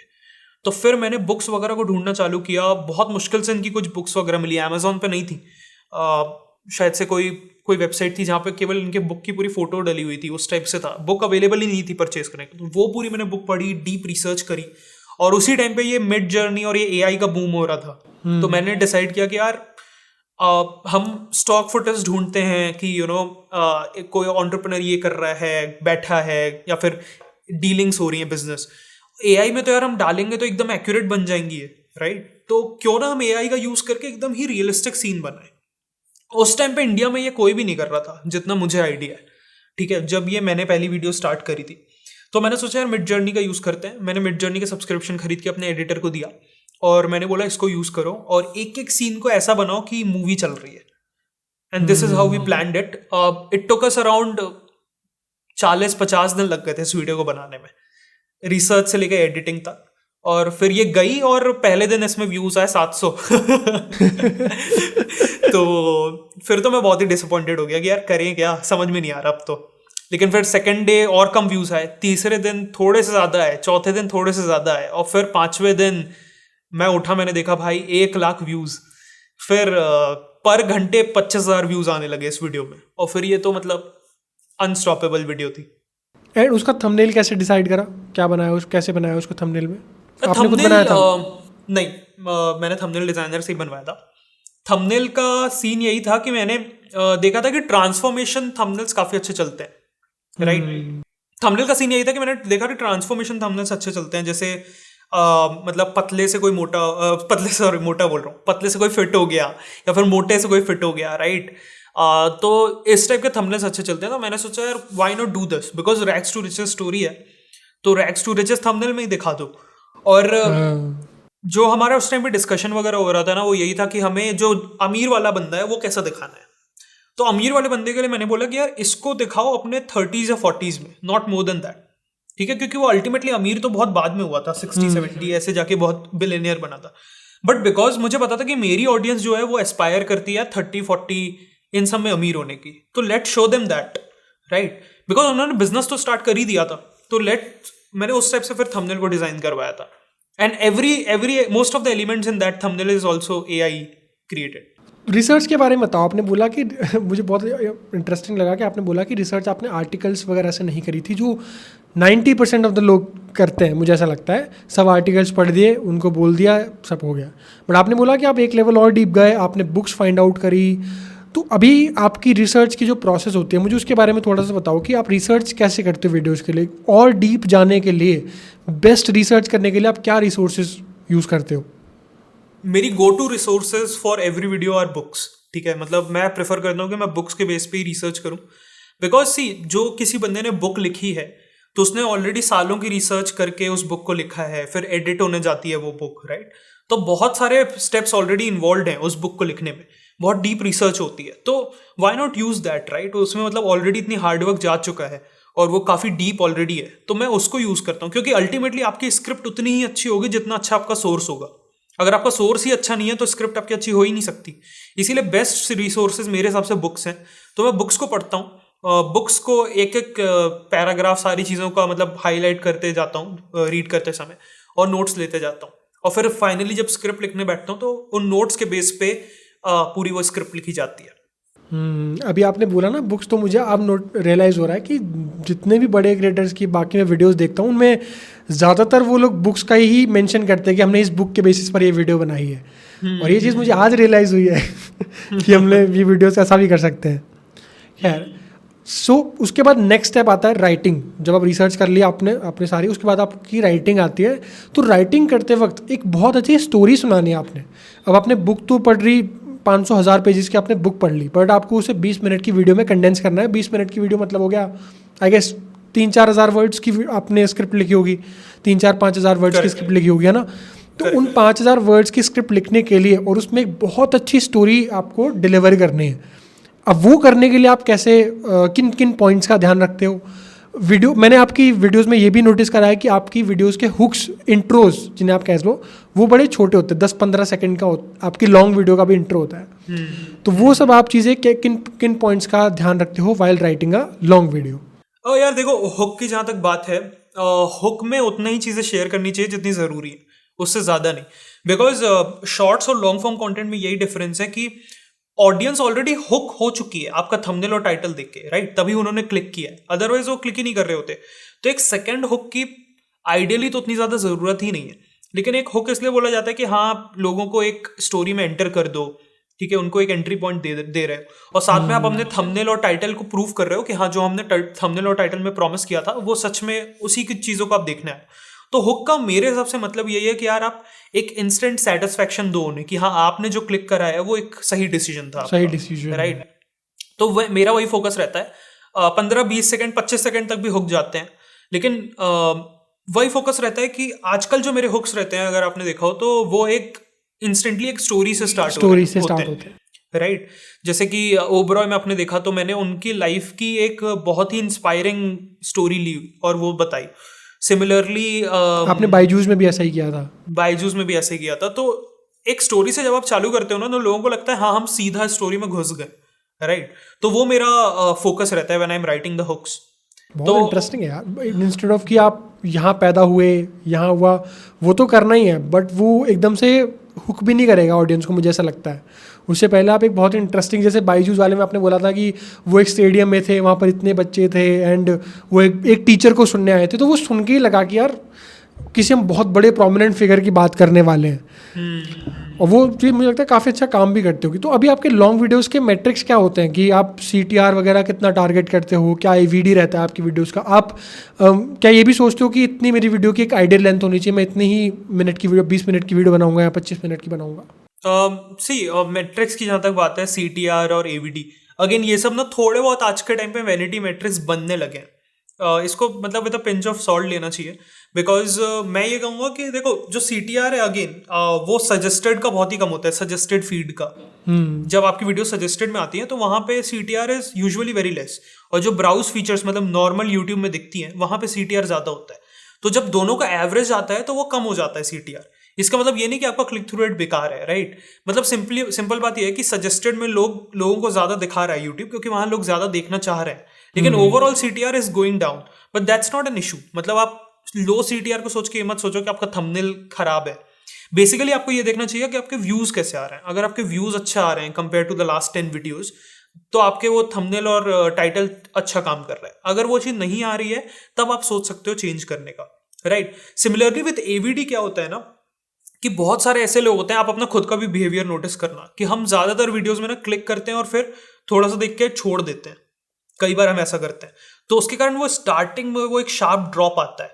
इसका मतलब ये नहीं कि आपका वीडियो का रिटेंशन खराब है, आप उसके बाद का रिटेंशन चार्ट देखो। अगर उसके बाद का रिटेंशन चार्ट काफ़ी स्टेबल है, इसका मतलब जो लोग जेन्युइनली आपकी वीडियो में इंटरेस्टेड थे और कोर ऑडियंस उस वीडियो की है, वो कितना टिके हुए हैं, that is more important than कि वो स्टार्टिंग में फॉलो ऑफ होने के बाद फॉलो ऑफ कितना हुआ कि नहीं हुआ, राइट। मतलब स्टार्टिंग फॉलो ऑफ भी बहुत इंपॉर्टेंट है, क्योंकि आपका हुक बताता है कि कितना अच्छा था कि नहीं, लेकिन मोस्टली आपको वो जो एक फॉल ऑफ आता है उसके बाद कैसा ग्राफ है वो ज़्यादा इंपॉर्टेंट है देखना। अगर वो काफ़ी अच्छा फ्लैट है इसका मतलब लोग बिना छोड़े रुके हुए हैं। तो these are the things. Videos की लेंथ के लिए मैं यही देखता हूँ कि स्टोरी मेरी अगेन मतलब मेरी कुछ वीडियोस 13 मिनट की भी हैं, 12 की भी हैं और कुछ वीडियोस 22 मिनट की भी हैं। तो जितना जेन्युइनली उस वीडियो को ज़रूरत है उस स्टोरी को कन्वे करने के लिए टाइम मैं उतना देता हूँ। बट हाँ जनरली मेरी वीडियोस 10 to 20 मिनट्स के बीच होती है। एंड आप ये डिफाइन कैसे करते हो इसकी स्टोरी को कन्वे करने के लिए इतना टाइम मुझे चाहिए, या आप रिसर्च के टाइम पे डिफाइन कर लेते हो कि मुझे इतने मिनट की वीडियो बनेगी इस पे? नहीं, ये तो स्क्रिप्ट लिखते हैं हम, नॉर्मली स्क्रिप्ट लिखते हैं और उसके बाद जितनी बड़ी बन गई उसके बाद उसको एडिटिंग करते हैं। एडिटिंग रूथलेसली करो आप, मतलब देखते जाओ कौन सी चीज़ ज़रा से भी बोरियत लग रही है सुन के खुद अपने माइंड में, या फिर लग रहा है कि वैल्यू ऐड नहीं करी, उसको हटाते जाओ।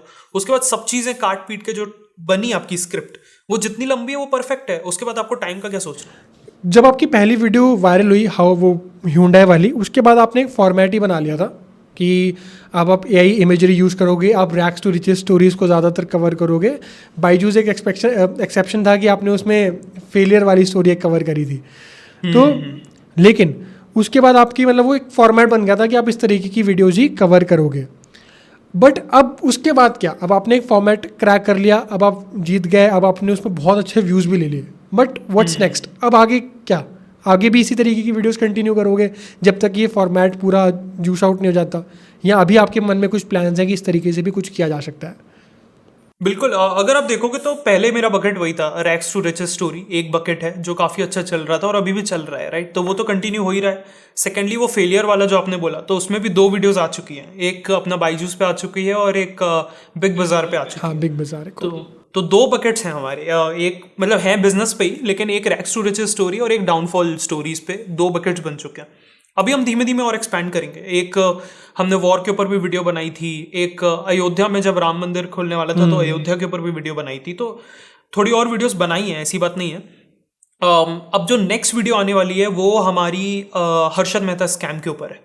तो वो ना फेलियर स्टोरी है और ना ही सक्सेस स्टोरी है, मतलब ऐसे ही it's about the scam, right? तो वो एक एक्सपेरिमेंटेशन है जो हम कर रहे हैं और मैं सबसे ज़्यादा एक्साइटेड हूँ उस वीडियो के लिए। वो क्योंकि हम एक्सपेरिमेंट भी कर रहे हैं, थोड़ा सा नए जॉनर में एक्सपैंड भी कर रहे हैं और क्वालिटी हमने कोशिश करी है कि जो अभी तक हमारी आ रही है उससे भी बेटर हो। तो धीमे धीमे एक्सपैंड करेंगे। आई थिंक अभी तो 10 ही वीडियोज़ हुई हैं और अभी जो ये वाला फॉर्मेट है जो लोगों को बहुत पसंद आ रहा है, सक्सेस स्टोरीज, वो बहुत स्टोरीज अभी बाकी हैं आई थिंक कवर करना। और जो फेलियर स्टोरीज हैं उसमें भी आप देखो तो 2 बनी है, दोनों बहुत हिट हुई है।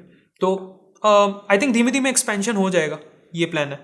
अभी तो स्टोरी टेलिंग को लेकर बताओ कि स्टोरी टेलिंग में जब आप करते हो, आप एक अच्छी स्टोरी बताने के लिए किन किन चीज़ों का ध्यान रखते हो? आप कैसे करते हो कि एक अच्छी स्टोरी जिसमें लोग लास्ट तक आपकी वीडियो देखें? जैसे मैंने आपके ऊपर मैंने एक वीडियो बनाई थी क्रिएटर्स, जिसमें मैंने कहा था कि आप ट्विस्ट इंट्रोड्यूस करते हो वीडियो में बार बार।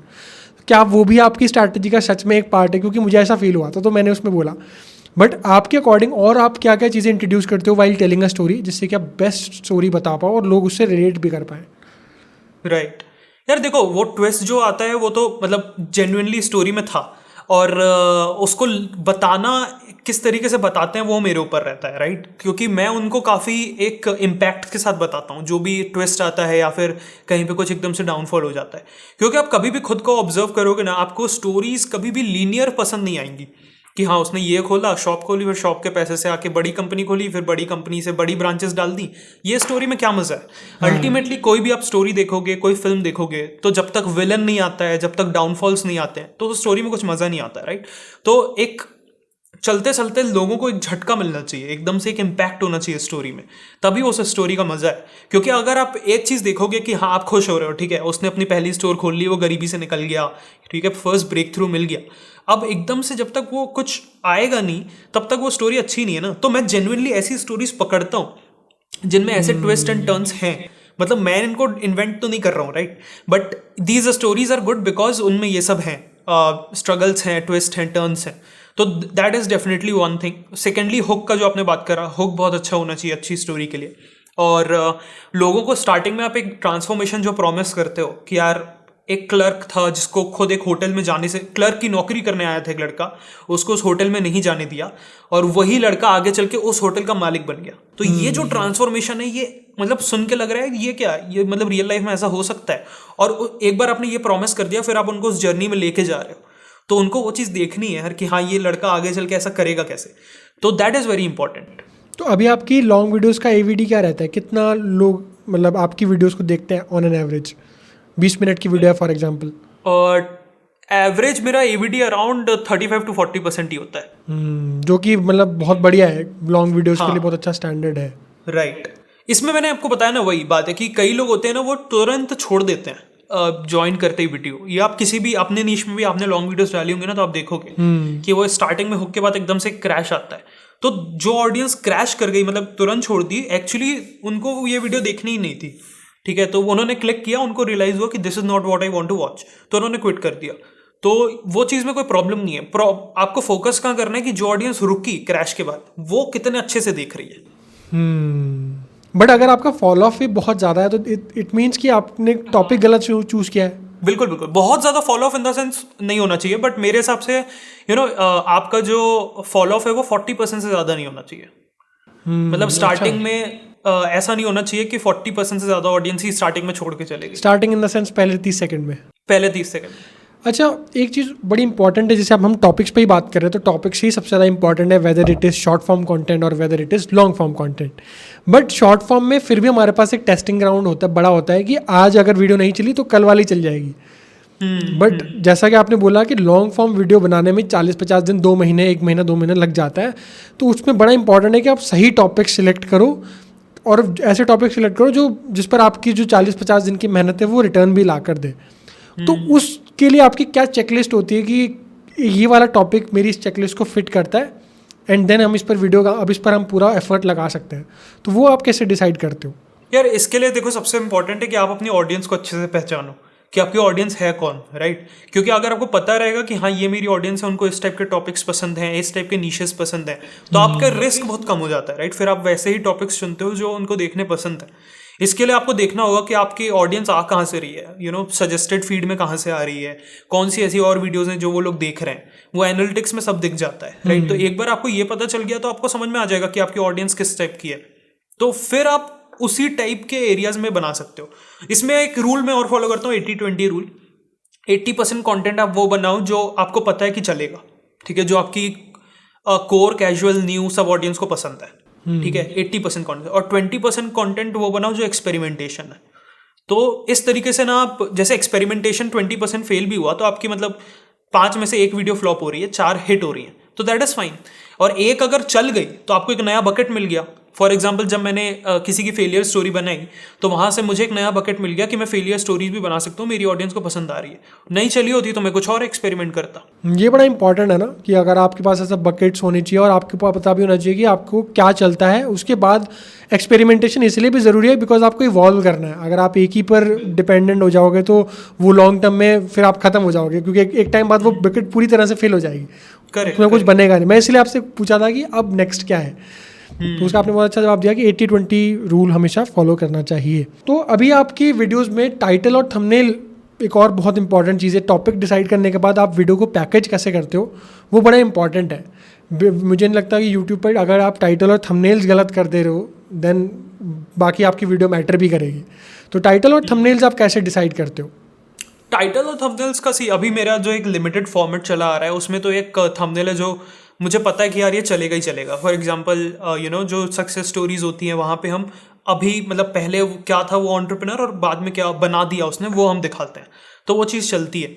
और same is with the failure thing. But overall if you ask me about the title and thumbnails, तो कुछ प्रिंसिपल्स हैं जिनको आप फॉलो करोगे तो अच्छे आप थंबनेल्स बना सकते हो। पहली बात तो आप समझो कि एक टाइटल और थंबनेल का ऑब्जेक्टिव क्या है। उसका मेन ऑब्जेक्टिव है कि लोगों का पहले तो स्क्रॉल जो कर रहे हैं वो रुके, उनका आपके थंबनेल की तरफ ध्यान जाए, फिर उस थंबनेल को जब वो देखें तो उनका इंटरेस्ट डेवलप हो टॉपिक पे, और तीसरी चीज़ कि वो इंटरेस्ट डेवलप होने के बाद क्लिक कर दें। इसका यही ऑब्जेक्टिव है पैकेजिंग का, थंबनेल एंड टाइटल दोनों। तो ये अगर आप कर ले रहे हो तो आपका थंबनेल सक्सेसफुल है। और ये करने के लिए क्या है यार, आप सिंपल थंबनेल्स बनाओ। ज़्यादा कॉम्प्लिकेटेड कर दोगे, बहुत सारी चीज़ें भर दोगे तो लोग उसको प्रोसेस ही नहीं कर पाएंगे कि यार ये थंबनेल है किस बारे में। तो it should be very simple, ज़्यादा टेक्स्ट मत भरो, सिंपल थंबनेल रखो, हाई क्वालिटी एलिमेंट्स लो। कोई भी चीज़ को आप दिखा रहे हो तो हाई क्वालिटी रखो। अगर कोई रियल आदमी की इमेज आपको दिखानी है तो AI सॉफ्टवेयर्स बहुत आते हैं जो अपस्केल कर देते हैं उसको, उसके थ्रू उसको अपस्केल करो, बेस्ट क्वालिटी डालो, और टाइटल्स को अगेन 55 कैरेक्टर्स से कम रखो ताकि वो यूट्यूब में हाइड ना हो जाए आगे जाके, राइट? हाँ। और वहाँ पे प्रॉपरली दिखे। तो simple titles, simple thumbnails, but should be a high quality in terms of images and दिखने में वो थोड़ा सा स्टैंड आउट करना चाहिए। तो अभी आप थंबनेल्स पे खुद मतलब आपकी इन्वॉल्वमेंट कितनी है थंबनेल्स और टाइटल्स में? डिजाइनिंग तो आउटसोर्स्ड है, लेकिन जो उसकी स्ट्रेटजाइजिंग पार्ट होता है कि कहाँ पे किस एलिमेंट को डालना है, कैसे दिखाना है, वो मैं भी काफ़ी इन्वॉल्व रहता हूँ उसमें। तो मतलब किस टाइप की पीछे बिल्डिंग दिखनी चाहिए, फॉर एग्जांपल बिग बाजार का थंबनेल है तो कैसी बिल्डिंग होनी चाहिए वहाँ पे, किशोर बियानी सर की फ़ोटो कैसी दिखनी चाहिए, वो सारी चीज़ों में मैं भी इन्वॉल्व रहता हूँ प्रॉपर। अच्छा, एक क्वेश्चन मुझे अपने लिए पूछना था कि जब आपने लॉन्ग फॉर्म पे स्विच किया था तो आपने शॉर्ट्स की क्वांटिटी, अब वैसे ही काफ़ी आपने बोला था कि आप वैसे ही क्वांटिटी कम रखते हो, एंड अब जब आपने लॉन्ग फॉर्म करी तो अब आप तो काफ़ी कम कर दिया मुझे लगता है आपने क्वांटिटी शॉर्ट्स की। तो एज अ क्रिएटर जो अभी मतलब दोनों का जो अभी शॉर्ट्स कर रहा है, क्या जब वो लॉन्ग करता है तो उसे अपनी शॉर्ट्स की क्वांटिटी घटा देनी चाहिए सो दैट वो ज़्यादा फोकस कर पाए, एंड जो शॉर्ट्स के व्यूज़ हैं वो कहीं ना कहीं हैम्पर करेंगे लॉन्ग के व्यूज़ के साथ? क्या ऐसा भी होता है, या मैटर नहीं करता, आप दोनों एक साथ कर सकते हो, उसको भी पूरा ऑन स्केल चला सकते हो, इस पर भी काम कर सकते हो लॉन्ग फॉर्म पे भी? अगेन यार डिपेंड करता है कि आप किस टाइप के क्रिएटर हो, राइट? मतलब अगर आप बहुत ज़्यादा फोकस्ड हो कि मतलब आपकी लॉन्ग वीडियोस में टाइम लग रहा है, 20-25 दिन रिसर्च का लग रहा है, 20 दिन लग जा रहा है, तो डेफिनेटली आपको it's simply time allocation, right? कि आप कितना टाइम किस चीज़ पे दे पा रहे हो। अगर आप लॉन्ग फॉर्म की क्वालिटी को हैम्पर किए बिना शॉर्ट्स भी बना पा रहे हो तो आप बनाओ। मेरे साथ ऐसा नहीं था, और मेरी अगर शायद टीम हो, मुझे कोई मिल जाए उतना अच्छा रिसर्चर जो मेरे ही टाइप की शॉर्ट्स लिखने में और आइडियाज़ ढूंढने में हेल्प कर सके, तो शायद मैं शॉर्ट्स की क्वांटिटी वापस थोड़ी सी और बढ़ा दूँ, मुझे उसमें प्रॉब्लम नहीं है। So it's all about your own time management. अगर आपकी क्वांटिटी क्वालिटी आप उस चीज़ को मेंटेन करते हुए क्वांटिटी को मेंटेन कर ले रहे हो तो आप करो दोनों। तो अभी आप लॉन्ग के लिए क्या टारगेट कर रहे हो कि कितना लॉन्ग फॉर्म आपको कंटेंट निकालना है, एक मंथ में या 2 मंथ में एक वीडियो निकालनी है, तो अभी आप क्या टारगेट कर रहे हो लॉन्ग फॉर्म के लिए? अभी हमारा एवरेज जो आउटपुट है अराउंड 35-40 डेज का है। उसको हम कम करके 20-25 दिन करना चाहते हैं, जो काफ़ी एम्बिशियस है, लेकिन मतलब आई होप कि हो जाएगा। तो अभी हमारा टारगेट है कि यार 25 दिन में एक वीडियो चले जाए, 20 से 25 दिन में। तो अगर आप अभी ब्रेक डाउन करोगे कि 40 दिन में मतलब कितने कितने दिन किस किस पार्ट पे लगते हैं, तो वो कैसे होते हैं? सबसे पहले तो टॉपिक्स को ढूंढने में टाइम लगता है। मतलब कई टॉपिक्स ढूंढने पड़ते हैं, और फिर टॉपिक ढूंढना बस ये नहीं होता ना कि टॉपिक ढूंढ लिया, फिर उसको पढ़ना भी पड़ता है थोड़ा जाके कि स्टोरी एक्चुअली है क्या और स्टोरी अच्छी चलेगी कि नहीं। तो 4-5 दिन, एक हफ्ता कई बार टॉपिक्स को फाइनलाइज करने में लग जाता है। और कई बार ऐसा भी होता है कि कोई टॉपिक फाइनलाइज हो जाता है, फिर हम उसको रिसर्च करना चालू करते हैं और फिर रियलाइज होता है कि यार ये नहीं है सही। तो आप मान लो कि एक हफ्ता 5-6 दिन टॉपिक को ढूंढने में लगता है, फिर एक हफ्ता 10 दिन बुक को पढ़ने में, या फिर मल्टीपल बुक्स हैं तो उन सबको पढ़ने में लगता है, और एक हफ्ता राइटिंग में लगता है। तो 15 to 20 डेज टॉपिक सिलेक्शन से लेकर राइटिंग तक में जाता है, और फिर 15 से 20 दिन चला जाता है हमारा एडिटिंग में। तो इस हिसाब से 35 to 40 डेज लगते हैं। तो एडिटिंग सारी आउटसोर्स्ड है या आप भी कुछ करते हो उसमें भी? नहीं, मैं नहीं करता। इस लेवल की एडिटिंग मुझे नहीं आती है। मुझे बहुत बेसिक एडिटिंग आती थी जो मैं पहले करता था। तो एडिटिंग मेरा मतलब वो जो फुल टाइम एडिटर है वही करता है। तो अभी बाय द वे हम एडिटर्स ढूंढ रहे हैं, कोई अगर एडिटर राइटर ये सब हो तो अप्लाई कर सकते हैं, या फिर हाँ, मेल मैंने लिख आपके सकते हैं। फॉर्म भी देखा, आपके चैनल पे वो फॉर्म है, तो कोई भी है जाकर Right. फिल कर सकता है डेफिनेटली। तो अभी आपकी कॉस्ट क्या आती है पर वीडियो बनाने की? मतलब इतना सारा टाइम देते हो, आपकी मेनली शायद एडिटिंग आउटसोर्स्ड है या कुछ और भी आउटसोर्स्ड है? बस एडिटिंग, राइटिंग रिसर्च पूरा मैं करता हूँ, और एडिटिंग एडिटर करता है। तो what's the cost of producing one video? देखो, मैं तो कोई सैलरी लेता नहीं हूँ क्योंकि मेरा ही चैनल है, तो मेरी कॉस्ट कुछ वहाँ पे मैं कैलकुलेट नहीं कर सकता। लेकिन सब चीज़ आप मिला के बोलो तो आई थिंक 45,000 50,000 पर वीडियो तो आ ही जाती है, क्योंकि वो मेन मेजॉरिटी उसमें एडिटिंग कॉस्ट है। एडिटिंग कॉस्ट ही है। लॉन्ग वीडियोस में ये बड़ा, और सॉफ्टवेयर्स भी हैं, सॉफ्टवेयर्स हो गए अपने, अडोबी हो गया, मिड जर्नी हो गया, ये सब आप मिला लो तो शायद 55 भी हो सकती है, आई डोंट नो, मतलब सॉफ्टवेयर्स वगैरह मिला के। क्योंकि आपकी वीडियोस लंबी होती हैं, और मुझे लगता है लॉन्ग फॉर्म में ना ये काफ़ी बड़ा बैरियर टू एंट्री भी बनता जा रहा है कि आपकी प्रोडक्शन कॉस्ट बढ़ती जा रही है। कंटेंट क्रिएटर्स जैसे जैसे खुद को अपने आप लेवल अप करते जा रहे हैं, तो कंटेंट क्रिएशन की कॉस्ट बढ़ती जा रही है। ये अब हम लोग अब फिगर आउट कर रहे हैं कि अभी हम लोग क्वांटिटी भी पुश कर रहे हैं ना, अगर हम 60 शॉर्ट्स भी पुश कर रहे हैं महीने में, तो उसकी कॉस्टिंग बहुत ऊपर चले जा रही है पर शॉट। आप हमारे पास 3 फुल टाइम एडिटर्स हैं, बावजूद उसके काफ़ी ज़्यादा कॉस्ट है। और 60 शॉट्स तो हम अपने चैनल पे करते हैं, बाकी क्लाइंट्स के चैनल्स हैं, बाकी सब चीज़ें हैं, तो उस पर काफ़ी अच्छी खासी कॉस्ट चले जाती है just for the editing part of it. अब उसमें अगर आपको लॉन्ग फॉर्म पे भी जाना है देन फिर तो स्काई इज़ द लिमिट कि कहाँ जाएगी वो कॉस्ट। और ये मुझे लगता है कि मैंने इसीलिए आपसे पूछा भी था स्टार्टिंग में कि क्या आज की डेट में कंटेंट क्रिएटर्स बिना कोई इक्विपमेंट के स्टार्ट कर सकते हैं एंड compete कर सकते हैं। मोस्ट इंपॉर्टेंटली मुझे नहीं लगता कि अब वो टाइम रह गया है कि आपके पास कुछ तो ऐसा बहुत ज़्यादा डिफरेंशिएटिंग होना चाहिए जिसकी वजह से आप डिफरेंशिएट कर पाओगे बाकी दुनिया से।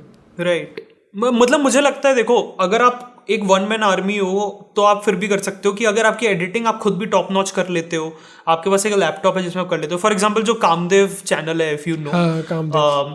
तो उनका मतलब वो तो खुद ही करते हैं, उनसे मेरी बात भी होती है इंस्टाग्राम पे कभी बार। तो वो मेरे हिसाब से अभी तक खुद ही कर रहे हैं सारी चीज़ें, और उनको एडिटिंग भी आती है, राइटिंग भी आती है, तो उनको टाइम बहुत लग जाता है, लेकिन उनकी एक एक वीडियो इतनी अच्छी हाई क्वालिटी आती है कि वो परफॉर्म अच्छा करती है। तो अगर आप वैसा रहना चाहते हो तब आप स्टार्ट कर सकते हो, बट अल्टीमेटली स्केल करने के लिए टीम और इक्विपमेंट्स तो चाहिए ही रहेंगे। बट जैसे आपने बोला वन मैन आर्मी है, तो क्या फिर उस चीज़ में हम इतना पैसा बना सकते हैं कि हम सस्टेन कर पाएँ? जैसे आप मान लो आपकी वीडियो को 3 महीने लग रहे हैं बनने में, आप साल की 4 वीडियोस प्रोड्यूस कर रहे हो, तो उसमें आप सस्टेन कर पाओगे? नहीं, डेफिनेटली नॉट ना। मतलब ये तो MS धोनी वाला हो गया। डेफिनेटली नॉट बोल दिया मैंने, कोई नहीं। मैं कह रहा था कि देखो, कंपेयर करते हैं उनको, कामदेव को विथ नीतीश राजपूत।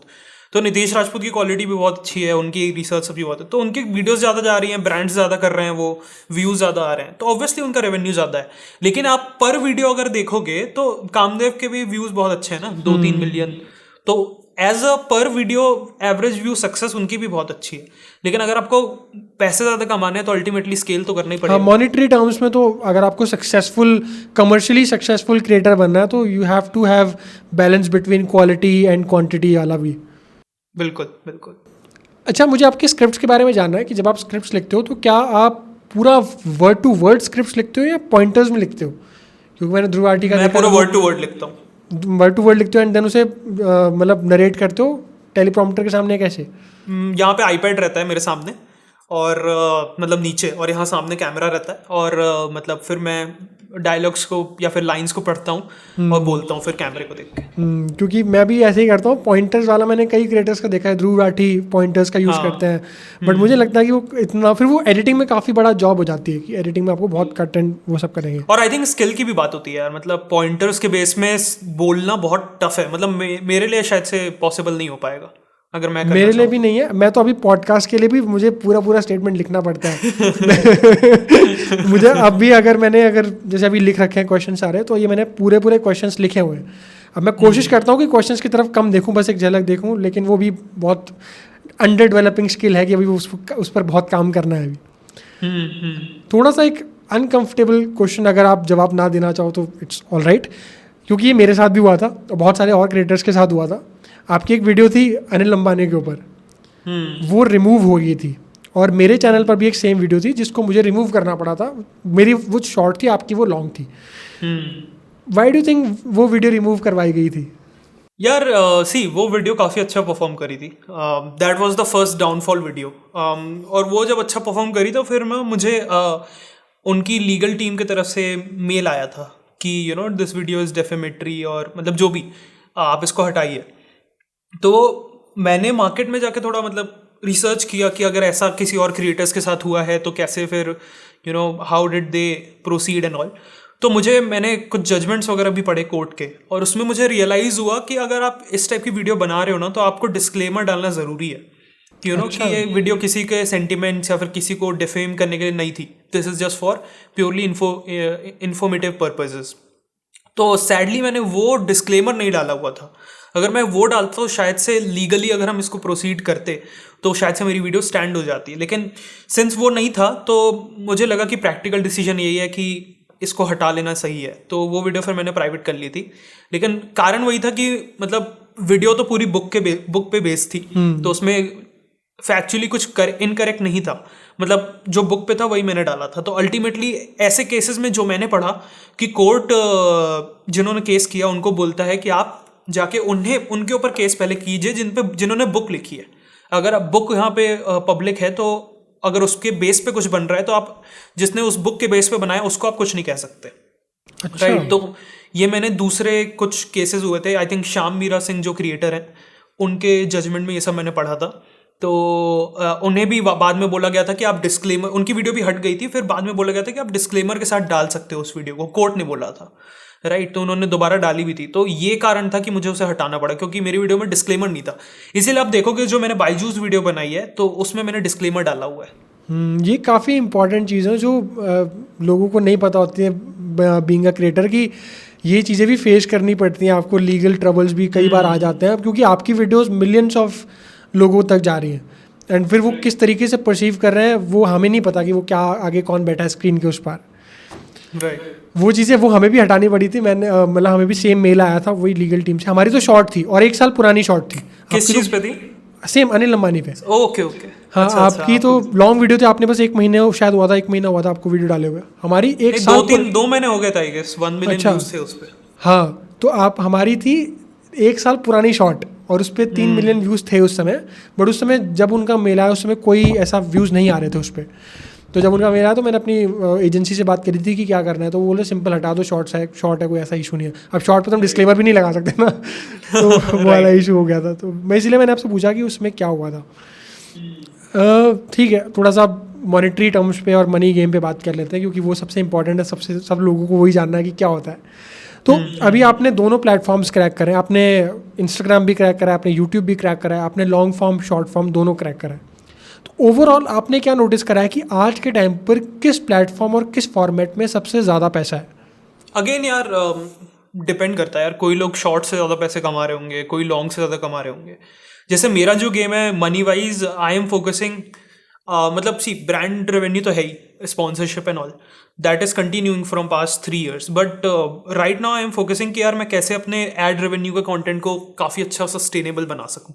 क्योंकि मुझे ऐसा लगता है जो मेरी नीश में मेरे से ऊपर क्रिएटर्स हैं उनका एड रेवेन्यू बहुत ही अच्छा है, और ये एक ऐसा रेवेन्यू है जिसमें आपको ज़्यादा टेंशन करने की ज़रूरत नहीं है। राइट, आप ना अपने ऑडियंस से आप कुछ मांग रहे हो, राइट, ना उनको आप कुछ प्रोडक्ट सेल करने की कोशिश कर रहे हो। इट्स वेरी पैसिव और वो हर दिन जनरेट हो रहा है। ज़रूरी नहीं है कि आप हर दिन वीडियो डाल रहे हो कि नहीं डाल रहे हो, वो चीज़ अच्छे से जनरेट हो रही है। तो मेरा वही फोकस रहता है। और आई थिंक शॉर्ट लॉन्ग का यही खेल है यार, मतलब कुछ लोग हैं जो शॉर्ट्स में बहुत ज़्यादा सक्सेसफुल हैं तो उनका वहाँ से स्पॉन्सरशिप रेवेन्यू इतना अच्छा हो जाता है कि उनको इतना ज़्यादा सोचने की ज़रूरत नहीं है। लेकिन मेरा पैशन भी लॉन्ग फॉर्म कंटेंट था और मुझे इसका रेवेन्यू सोर्स भी अच्छा लगता है जो एड रेवेन्यू है। तो अभी आपका अगर रेवेन्यू ब्रेकडाउन करोगे तो आपका रेवेन्यू ब्रेकडाउन कैसा है? स्पॉन्सरशिप्स, एड रेवेन्यू, इसके अलावा भी कुछ है तो वो कैसा ब्रेकडाउन है अभी? इस साल नहीं, यही 2 हैं, स्पॉन्सरशिप और एड रेवेन्यू। और इस साल मेरा आप ब्रेकअप पूछोगे तो अराउंड 60-40 है।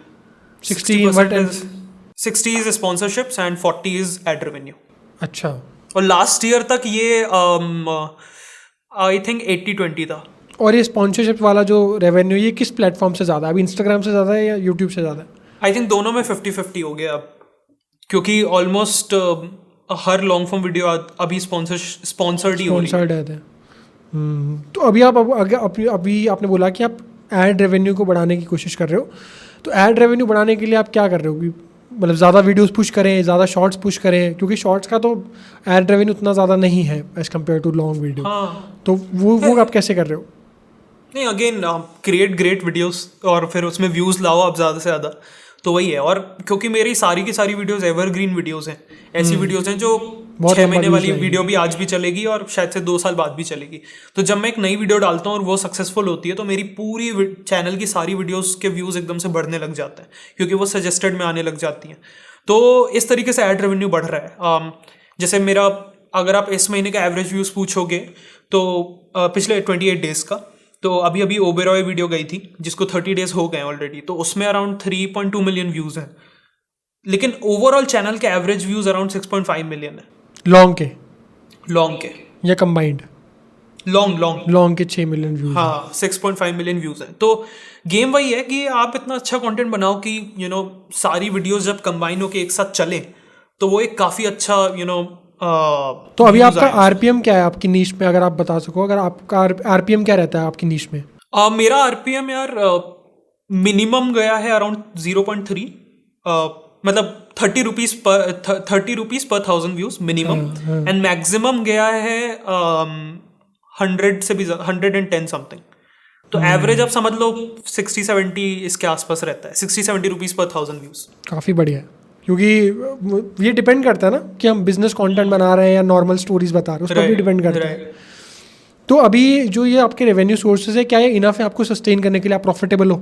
हाँ, हम लोग प्रॉफिटेबल हैं, काफ़ी कंफर्टेबली प्रॉफिटेबल है।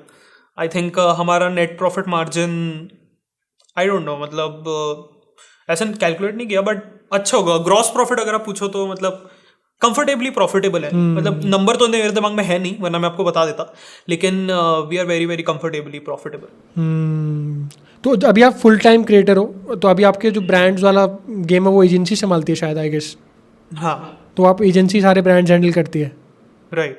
अभी आप मतलब स्टार्टिंग से ही एजेंसी कर रहे हैं या आपने कभी खुद भी रीच आउट करा था? नहीं, स्टार्टिंग में मेरे जब इंस्टाग्राम में 1 लाख हुए थे, तब से मैं एक एजेंसी के साथ एक्सक्लूसिव हूँ, फिननेट मीडिया नाम की एजेंसी है।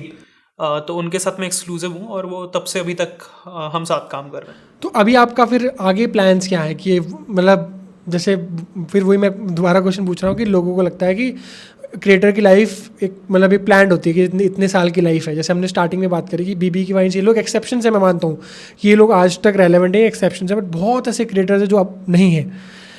तो आपके अकॉर्डिंग क्या आपके पास भी कोई एग्जिट प्लान है कि 4-5 साल बाद आपको लगता है कि मुझे 4-5 साल गेम बनाना है एंड देन मुझे एग्जिट करना है किसी बिजनेस में या किसी और तरीके में, या आप ये सोचते हो कि मैं इसको 15 साल कंटेंट ही बनाऊंगा अभी, या मैं जब तक करूँगा कंटेंट ही बनाऊंगा? इतना आगे का तो ऑनेस्टली सोचा नहीं है, बट हाँ, मतलब ये मैं अपने आप को बहुत मतलब मैं बहुत ग्रेटफुल फील करता हूँ कि मेरे पास एक ऐसा काम है करने को जिसको करने में मुझे मज़ा आता है। क्योंकि मैंने पहले जॉब करी हुई है, तो वहाँ पे मज़ा नहीं आ रहा था, राइट। तो मुझे बस एक ऐसा काम चाहिए था जो मेरा खुद का हो और मुझे काम करने में मज़ा आता हो। तो ये काम मुझे मिल गया है, तो अब एक एक वीडियो बनाने में काफ़ी मज़ा आता है ऑनेस्टली। रिसर्च और एडिटिंग होके जब वो फाइनल वीडियो निकल के आती है और लोगों को पसंद आती है, तो बहुत मज़ा आता है। तो मुझे लगता है यार यही करेंगे यार, क्यों मतलब इधर उधर ज़्यादा सोचें। बाकी मैं काफ़ी लाइफ में फ्रूगल ही रहता हूँ, मतलब मेरे पैसे बहुत ज़्यादा इन्वेस्ट करता हूँ स्टॉक मार्केट में, म्यूचुअल फंड्स में। तो एक अच्छा इन्वेस्टमेंट कॉर्पस डेवलप होते जा रहा है। तो एक एग्जिट प्लान तो नहीं है such, but I am comfortable in terms of my investments and all those things. तो बाकी यही है कि मुझे ऐसा लगता है कि अभी लॉन्ग फॉर्म वीडियोज़ में भी अभी मैं जहाँ खड़ा हूँ, मेरे ऊपर जो क्रिएटर्स हैं वो लोग मुझसे बहुत बहुत बड़े भी हैं, राइट। मतलब 5 टाइम्स 10 टाइम्स 15 टाइम्स ऐसे भी क्रिएटर्स हैं। तो अभी तो मैंने बस स्टार्ट किया है। आई थिंक बहुत स्कोप है अभी व्यूज़ को बढ़ाने का और टाइप्स ऑफ वीडियोज़ को बढ़ाने का, बिकॉज अब मुझे ऐसा लगता है कि business is not my expertise, right. मेरी एक्सपर्टीज है ग्रेट डॉक्यूमेंट्री स्टाइल वीडियो बनाना। तो उसमें तो मैं आगे चल के और भी जॉनर्स में वीडियोस बना सकता हूँ, राइट। तो अभी बस शुरुआत है। आई थिंक अभी इसी को 10 टाइम्स 20 टाइम्स किया जा सकता है। अभी आप यूट्यूब भी एक्सप्लोर कर रहे हो, कोई और प्लेटफॉर्म नहीं कि यूट्यूब पर ही बेस्ट कंटेंट बनाना है, या कोई और प्लेटफॉर्म भी एक्सप्लोर कर रहे हो? नहीं, केवल यूट्यूब। बीच बीच में मैंने किए हैं, बट अगेन वही मुझे बार बार रियलाइज हो जाता है कि यार YouTube is the main thing. मतलब मज़ा भी इसी में है। आई थिंक मॉनेटरीली भी काफ़ी अच्छा प्लेटफॉर्म है, और रिकॉग्निशन, पर्सनल ब्रांड, सारी चीज़ों के लिए बेस्ट प्लेटफॉर्म है। बट इस प्लेटफॉर्म पे कई लोग ऐसे भी हैं जो व्यूज़ और सब्सक्राइबर्स खरीद भी लेते हैं। तो उन लोगों पर आपके क्या ओपिनियंस है कि क्या हमें भी ऐसा करना चाहिए just for the sake of, क्योंकि हमने स्टार्टिंग में बात करी सब्सक्राइबर्स तो व्यूज़ वैनिटी मैट्रिक लग गया, बट व्यूज़ का क्या, लोग व्यूज़ भी खरीद लेते हैं। बट व्यूज़ खरीदने से कुछ फ़ायदा नहीं होता ना उनका, मतलब पैसे तो आ नहीं रहे। तो आप एक बार 2 बार व्यूज़ खरीदोगे, अल्टीमेटली एक दिन अगर यूट्यूब के पकड़ में वो आ गया तो आपका चैनल भी डिलीट हो जाएगा। तो इवन दो कुछ शॉर्ट टर्म के लिए आप किसी को दिखा लोगे कि हाँ मेरे 1 मिलियन व्यूज़ हैं या 5 लाख व्यूज़ हैं, उससे फ़र्क क्या पड़ रहा है? मतलब आपको ना मॉनेटरी बेनिफिट हुआ, ना आपकी पर्सनल ब्रांड बनी, और लॉन्ग टर्म में हो सकता है कि आपका चैनल भी डिलीट हो जाए। कभी आपने एड्स चलाई अपने खुद के कंटेंट पे व्यूज़ गेन करने के लिए? नहीं, मैंने कभी नहीं चलाई। मैंने स्टार्टिंग में एक चैनल पे चलाई थी एड्स की, मतलब जो एड से एड्स चलाते हैं, गूगल एड्स चलाते हैं व्यूज़ लाने के लिए। तो मैंने वो करके देखा है, काफ़ी एक्सपेंसिव होता है, और जैसे वो आपने बोला कोई फ़ायदा नहीं है। वो just for the sake of marketing हो सकता है कि अगर आप कोई प्रोडक्ट सेल कर रहे हो, है ना? राइट, बिल्कुल। क्योंकि आप देखोगे तो ऐड चले हुए कंटेंट में लाइक्स बहुत कम होते हैं, बहुत कम होते हैं। मिलियंस ऑफ व्यूज होंगे और शायद 100 लाइक होंगे। 100 लाइक होंगे, एग्जैक्टली। तो उसका कोई मतलब नहीं है। हाँ, वो मैंने भी टेस्ट करा है।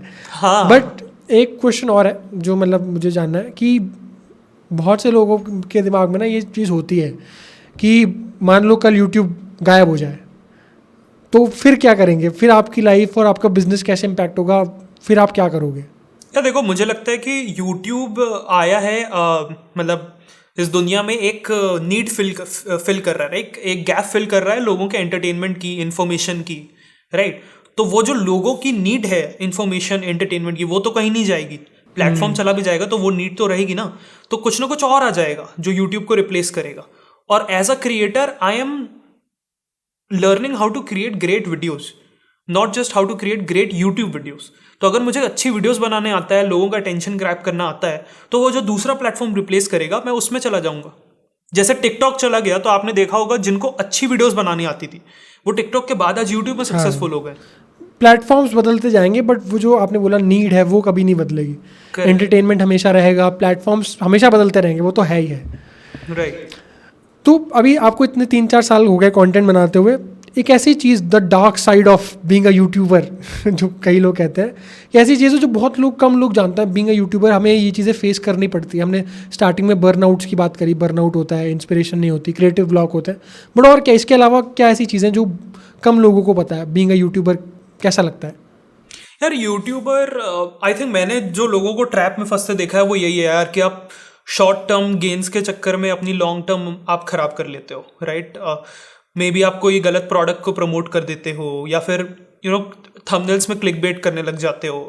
तो ये मुझे ऐसा लगता है ये एक डार्क साइड है, बिकॉज जो व्यूज दिखते हैं ना वो बार्स यूट्यूब में, वो बहुत एडिक्टिव होता है। अगर वो डाउन जाता है तो आप सैड फील करते हो, वो ऊपर जाता है तो आप हैप्पी फील करते हो। लेकिन वहां पे आपको अपने आप को कंट्रोल करने की जरूरत है, क्योंकि उसके चक्कर में ना आप क्लिक बेट करने लगोगे। शॉर्ट टर्म में तो व्यूज वो ऊपर जाएंगे, लेकिन लॉन्ग टर्म में आपकी पर्सनल ब्रांड डाइल्यूट हो जाएगी। सिमिलरली जो वो पैसे आते हैं, जो नए नए क्रिएटर्स होते हैं, मतलब मैंने भी अपनी लाइफ में फेस किया है, जब एकदम से आपको वो स्पॉन्सरशिप मनी मिलता है, एकदम से आप पैसा कमा लेते हो यंग एज में, जो इंस्टाग्राम इन्फ्लुएंसर्स के साथ बहुत होता है, तो वो कई बार सर में चढ़ जाता है आपके, राइट? तो ये सब डार्क साइड है यार। मतलब मुझे ऐसा लगता है ऑन यूट्यूब और एनी अदर फील्ड हमेशा लॉन्ग टर्म फोकस्ड रहो। कंपैरिजंस पे उतना ध्यान मत दो कि यार उसके इतने हो गए, उसने इतने स्पॉन्सरशिप्स कर ली। आप देखो कि लॉन्ग टर्म में आपको क्या बनाना है। और आप मेरी भी इंडस्ट्री में देखोगे तो जैसे नीतीश भाई हैं, राइट? उनका आप देखो तो लॉन्ग टर्म 5 साल हो गया उनको करते, 4-5 साल, उनका कितना अच्छा सस्टेन हो रहा है। ध्रुव भाई हैं, है ना? मतलब ये लोग इंफोटेनमेंट इंडस्ट्री में बहुत अच्छा कर रहे हैं। तो ये लोगों ने कभी भी मतलब फालतू के ब्रांड्स को प्रमोट करना ये सब उतना ज़्यादा नहीं किया। मतलब कभी इधर उधर एक आध हुआ हो तो पता नहीं मुझे, लेकिन मोस्टली मैंने देखा है कि बचते हैं। आप कैसे करते हो ब्रांडिंग? आप जब आपके पास ब्रांड्स के ऑफर्स आते हैं तो आप क्या चीज़ें नोटिस करते हो कि इसके साथ काम कर सकते हैं, इसके साथ नहीं करना चाहिए? देखो भाई, ट्रेडिंग वाली ब्रांड्स को पहले ही मना है, गैम्बलिंग वाली एप्स को पहले ही मना है, जो ये गेट रिच क्विक स्कीम्स होती हैं वो सब मना है, गेमिंग जो होती हैं वो सब मना ही है।